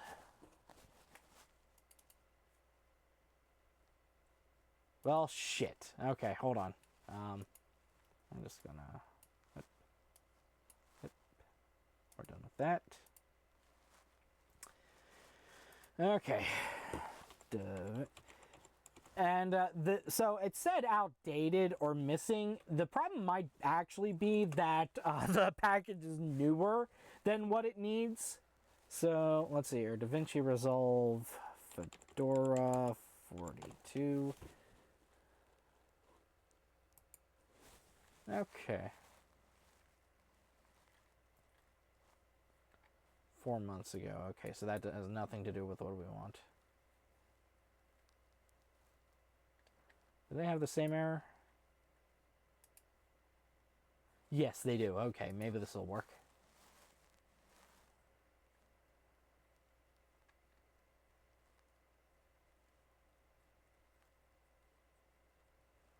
Okay.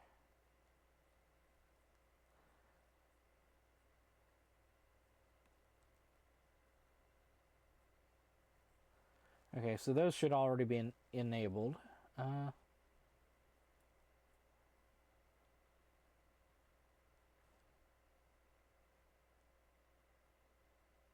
I think that's enabled as well.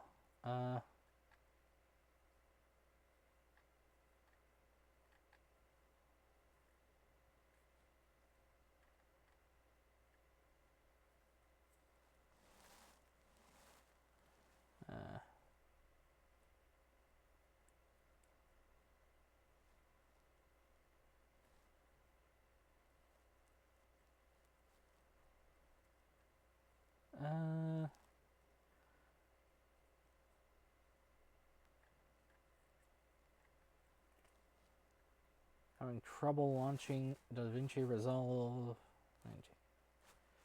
Okay, so that's a completely separate issue right there. Ah, here we go.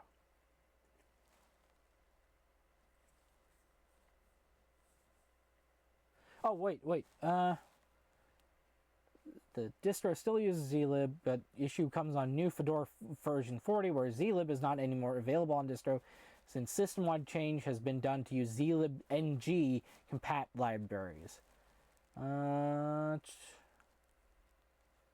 Use distrobox method, or use Fedora 39.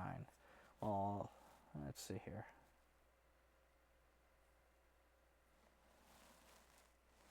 Okay. Working on Phonic.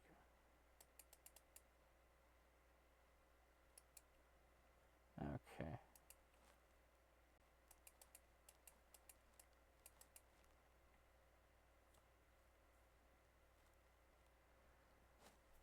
Okay, well, I'm not going to do these things, but I am going to install these things and see if that works Okay.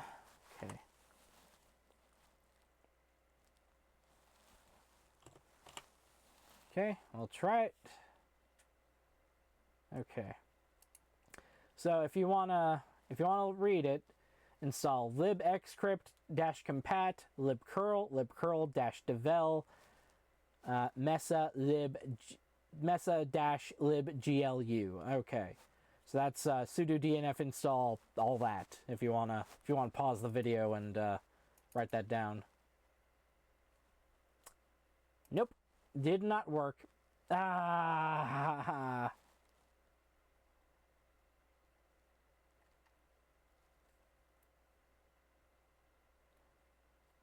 Okay.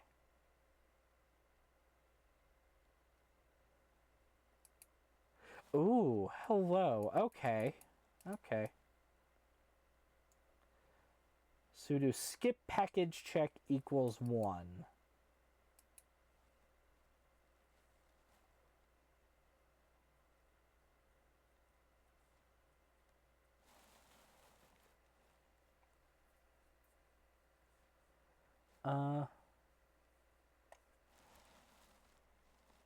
Okay. So it needs to, you need to run that command in the same folder. So you can just, type in cd, cd stands for change directory, and then downloads with a capital D because commands are case sensitive on Linux, and then just run the command. Or I'll show you a little trick. Right click, open in console, boom. Now you're in the directory. Oh, I forgot. You need to be in the DaVinci Resolve directory that we whatever. Okay. Paste. Enter. Doop, doop, doop, doop, doop, doop. Fuck. Oh, right. Because it's the wrong. Oh my god. 19 dot.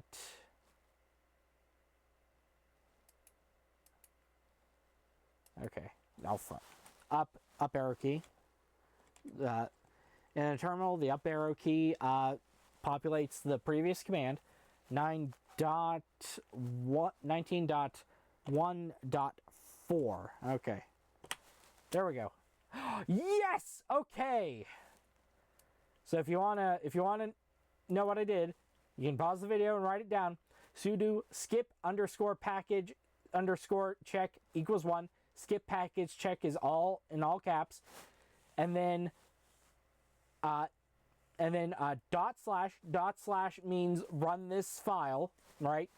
So dot slash and then the file name of the installer, and then oh my god, and then there's the installer. Okay, cool. So click next. Okay.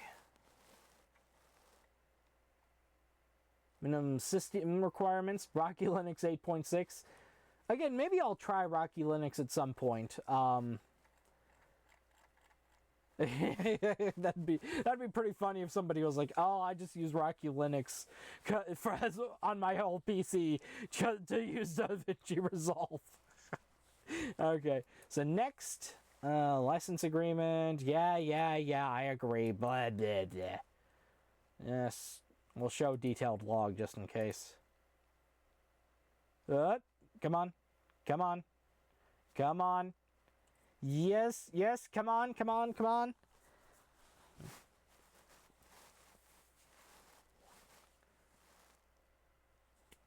Ooh.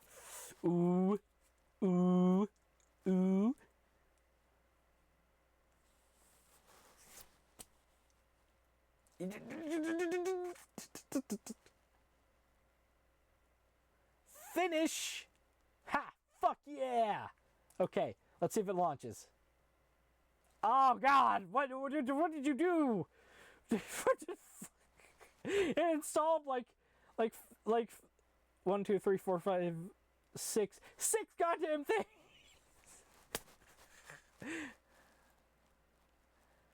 Okay. I'm not going to test any of these other things. I'm just going to see if this launches. Please launch. I'm going to close these. Close that. Maybe. Oh, it's loading. It's thinking about it. Come on. Maybe. Maybe. Come on. Come on. Come on. I'll open it again.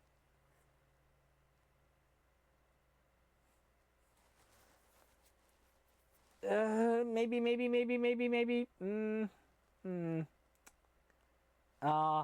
It's not gonna launch, is it?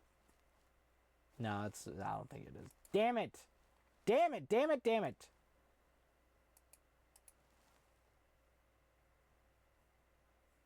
Ah. Ah. Actually, I wonder if you can just install it from FlatHub. Is this available as a flat pack? DaVinci. No. Okay. Actually, let's open up the Software Center, see if there's any packaging at all for this. Because sometimes distros do package proprietary software. DaVinci. Let's try Resolve. No app found. Fuck. Okay. Okay. Let's see here. You should. By the way, check that first. Don't do what I just did. Check that first. Make sure it's It's not available in like the Software Center or whatever first. Okay.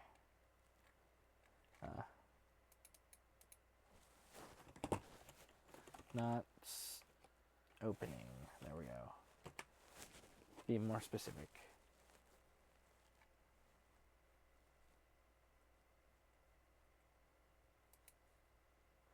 What do you have to say for me? Who are you? Oh my God. Greetings everyone. Oh my God. YouTube! YouTube! What are you doing? Oh my God, YouTube!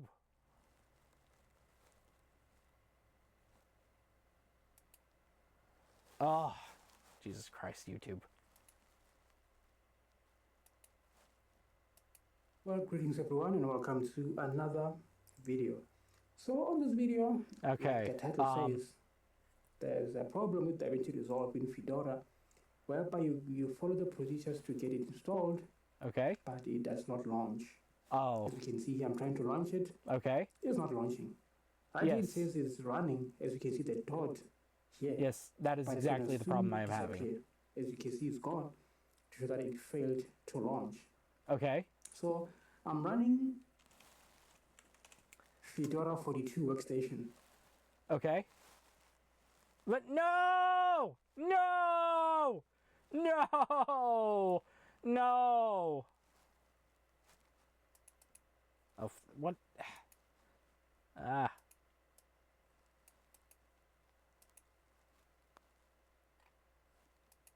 Well, greetings everyone, and well, the latest Fedora and its all packages are up to Okay. date. So, Okay, there we go. Whew. to show you how to fix this, let me Jesus. quickly remove DaVinci Resolve from the system Okay. and show you what you need to do.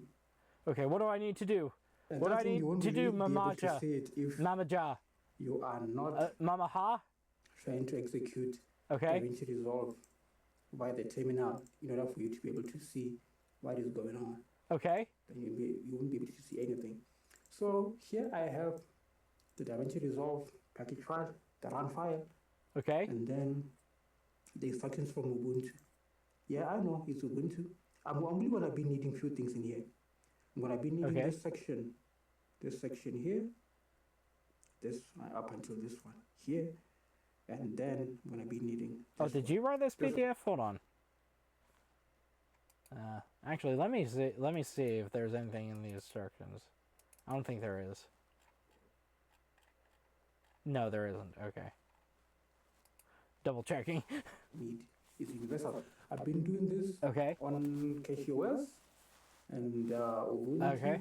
not Ubuntu, Linux Mint. Because on Ubuntu, there's a script whereby you extract this and it repackages it into a deb file, Okay. whereby you install and you don't even have to tinker with it. It just runs flawlessly. That's the best part. But on Fedora, And KCOS and other Linux distributions, you gotta Okay. do some extra things. So let's get DaVinci Resolve Okay, installed. so I think he just said that if you do it on Ubuntu, it works just fine. Okay. What we need is to open the console here, where DaVinci Resolve.run file is, Okay. and then we're gonna do sudo, and then we're gonna Okay. read the name of the whole name, the whole thing. Okay. The whole thing. And Sudo. I'm gonna paste it here. Okay. Some are doing this way, it don't run. It don't allow you. Yes. You Okay. need to specify that from Yeah. the Dot current slash. folder That using makes the the dot run. default slash. Okay. You do this, it tells you that the zlib Yes. package That is is missing. the exact issue I You had might try before. to get this downloaded. You don't really need to download it because Fedora already has Yes. packages going on since Okay. DaVinci Resolve, the Blackmagic guys are using outdated packages. Okay. No problem. So they tell you what to do. You must use this argument over here. Oh, This it already argument. said that. So highlight it, and Huh. copy it. You're gonna need it. Go back to the previous command that you used. Huh. Come to the middle, and then you paste it here. Okay. you need I it. did that. You Yes. paste it there, and after pasting it there, just press enter. And Then we'll the install. Yes. Installation dialog box will Okay. open. Okay. You know, just do next. Yeah. Next. Agree. Yeah. Well, we hardly ever read. Oh, no those comments on things this anyway. guy's video. So I like to show the detailed dialog, and then you start to solve. Give it a few seconds. Yeah. It will run, Okay. and then it should be done. Okay. Come on. Finish already. Yeah. And then, He sounds like me. Come on. Yes. Yes. So on Ubuntu, by doing this, DaVinci Resolve will just run without a problem. Okay. It will run. No Okay. issues. None whatsoever. Yeah. So get going, and then finish. DaVinci Resolve now is installed. There it is, it's back. Still, you try to run it, it keeps spinning, it doesn't open. Yes. That is So, exactly my let's go problem. Back to this, the below instructions. So what we need to do right now, we come in here. We need to change to the directory where DaVinci Resolve is Okay. installed. Which we're gonna need this. You copy it, paste it. Okay. So hold on. Hold on. Oh wait. I don't even have a terminal open already. Okay. So we're just gonna hold on. Yeah. Actually, you know what? Something really cool you can do. Preferences. And I think this works in most Linux terminals. Okay, never mind. I thought you could make this like turn down the opacity in this. But no, you can't. This sucks. Ah. Like you could make it like I know Kate comes by default, it's transparent. Kate being like the default KDE one. But here, we'll just there we go. And there we go. And then now we are aware that DaVinci Resolve is Okay, installed. wait. Okay. CD space / opt / resolve / libs. We're gonna resolve the resolve. We're gonna resolve the libs. Okay. By the way, Okay. inside the libs folder Yeah. on the resolve directory Okay. location. So since we are here, we're gonna need to make a folder in there. So when you make the folder, you can use any name of your choice. Here, the name is not. Okay. Sudo mkdir and mkdir just did I? Okay, well, whatever. So mkdir just makes a directory. So mkdir space not used. Okay. Okay. And we gotta do that as sudo, because I'm assuming this is a protected folder that it's like a system folder, and you can't mess with it without having sudo privileges. That is the name of the. Okay. And then sudo mv. Mv means move. Sudo move. Sudo mv libgio asterisk. Remember, asterisk is a wildcard character, not used. Okay, and remember, when you type in a command and it doesn't give any feedback like that, it worked. Okay, so sudo, and then next sudo move lib g module asterisk not used. And again, we're just doing the same thing with files that begin with libg module. Okay. Okay. Of the folder. So you can select any name of the choice, then you're gonna name it that. So let's make the directory. We're gonna be copying this, then pasting it there, so that the directory is made. Since making it, now we need to move some files. I made a list of the files that I need to move. Okay. Here. There are 9 of them. So any file that starts with libgio, which is 3 of them, Okay. here, 3 of them, gonna take them out. libglib is gonna be 3 of them. You take them out, and then libg module is gonna be 3 of them. You also take them out, which in total there are 9. As you can see, there are 9. So what you need to do is you need this command sudo mv, which is sudo move. Okay. So we will be moving those files, right? Which Okay. files? This one. So yeah, that's yeah, I already explained that. Okay. So what's next? What's the next step? Or whatever you named. Oh, it says now it should run. Okay. Back in the PDF there. Okay. Let's go to.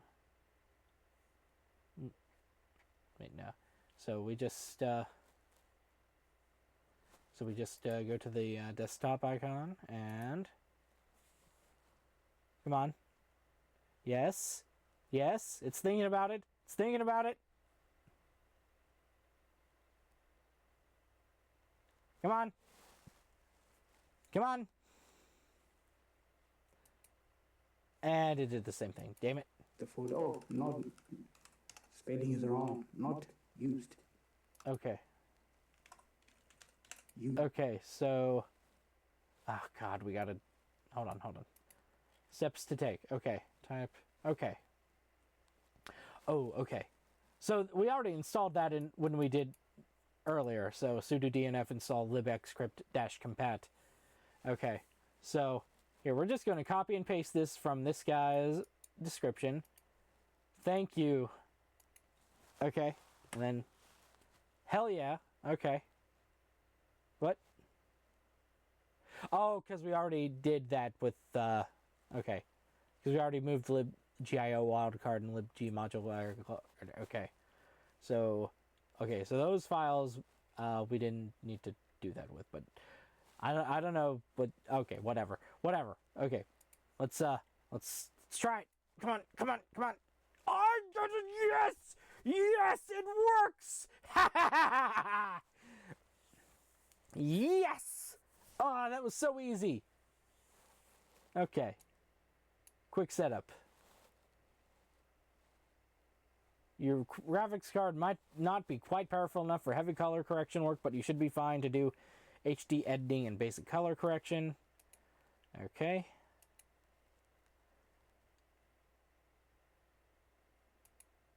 I'll choose my original 2660p SD.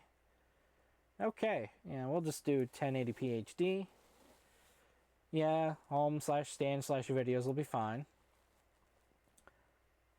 Familiar with another Oh, you can make it a similar layout to these other guys. But I'm not familiar with any of those, so we'll just yeah, where's the Windows Movie Maker option? I used Windows Movie Maker a few times back in the day. Or Kden Live. Where's the Kden Live option? So, let's start. Yeah! Yeah! Oh, you can have a camera app for... Okay, update configuration.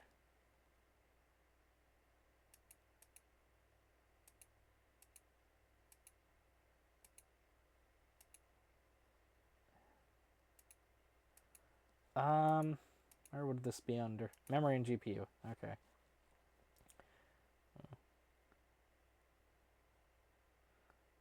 Okay.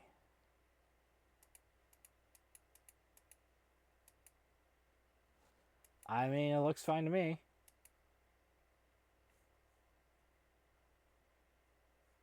Okay, did it close? I think it closed. Let's try it again. Okay, it starts up.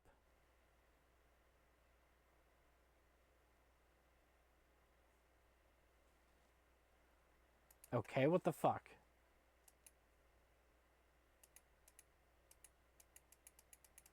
I don't have a GPU.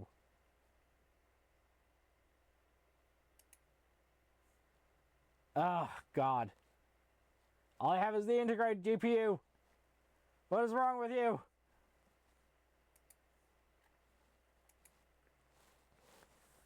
Oh, my goodness.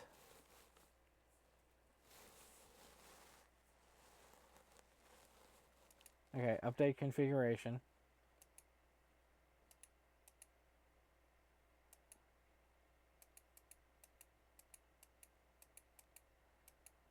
Okay, I don't get it. Okay.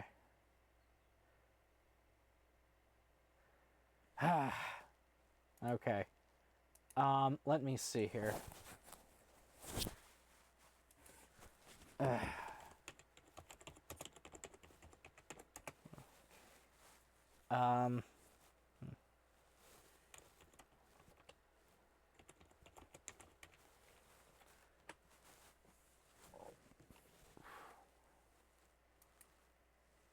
Hey everyone, in this video I'll be showing you Another guy how from to India. solve this issue, GPU configuration warning in DaVinci Resolve. So let's get started. So to solve this issue, just click on Upgrade Configuration. Okay. And in this one, just select Memory and GPU Okay. and just uncheck these both. And make sure that your graphics card is selected and it needs to be OpenCL. Oh my Just God. click on Save. And No. just click on So it really doesn't work if you don't have a GPU. No. Oh, that sucks. Okay. I might still be able to install it on my laptop using this guide anyway, because my laptop has a discrete GPU for some fucking reason. But yeah, no. Oh, that sucks. I mean, it should list the integrated GPU, but it doesn't. Oh well. Maybe I'll figure that out at some other date. Comment if you know what to do with that. But yeah, we'll end on a little. Stop that. We'll end on a little NeoFetch screen. No. Wouldn't it be Fast Fetch? Yes, we will install the Fast Fetch application. Yes. Okay, hold on. Clear. Fast Fetch. Okay. Well, so that's been Fedora 42. I'm going to end it here. So thank you all for watching. I hope you learned something. And I will say this worked a lot better than fucking Linux Mint did. That whole issue with the audio thing just really took the wind out of my sails. But yeah, it's this is a great little OS. I hope you give it a try, and I hope you really make it yours, because that's pretty cool. Please definitely comment, like the video to spread it in the algorithm. If you have any questions or comments, leave them in the comments. And please let me know what you want to see on these videos in the future. I thought about making like a checklist of things to try. Actually, before we go, so this was Mamaja Tech and Gaming. Leave him a comment and a like too. He seems like a pretty cool guy. I'm not going to subscribe to him because, you know, I'm not really interested in his videos except the one because it fixed my issue. But he seems like a pretty cool guy. Thank you for your help, even though I ended up not finishing this. Even though I still couldn't get a working install of DaVinci Resolve. But thank you anyway. I appreciate you. Mamaja.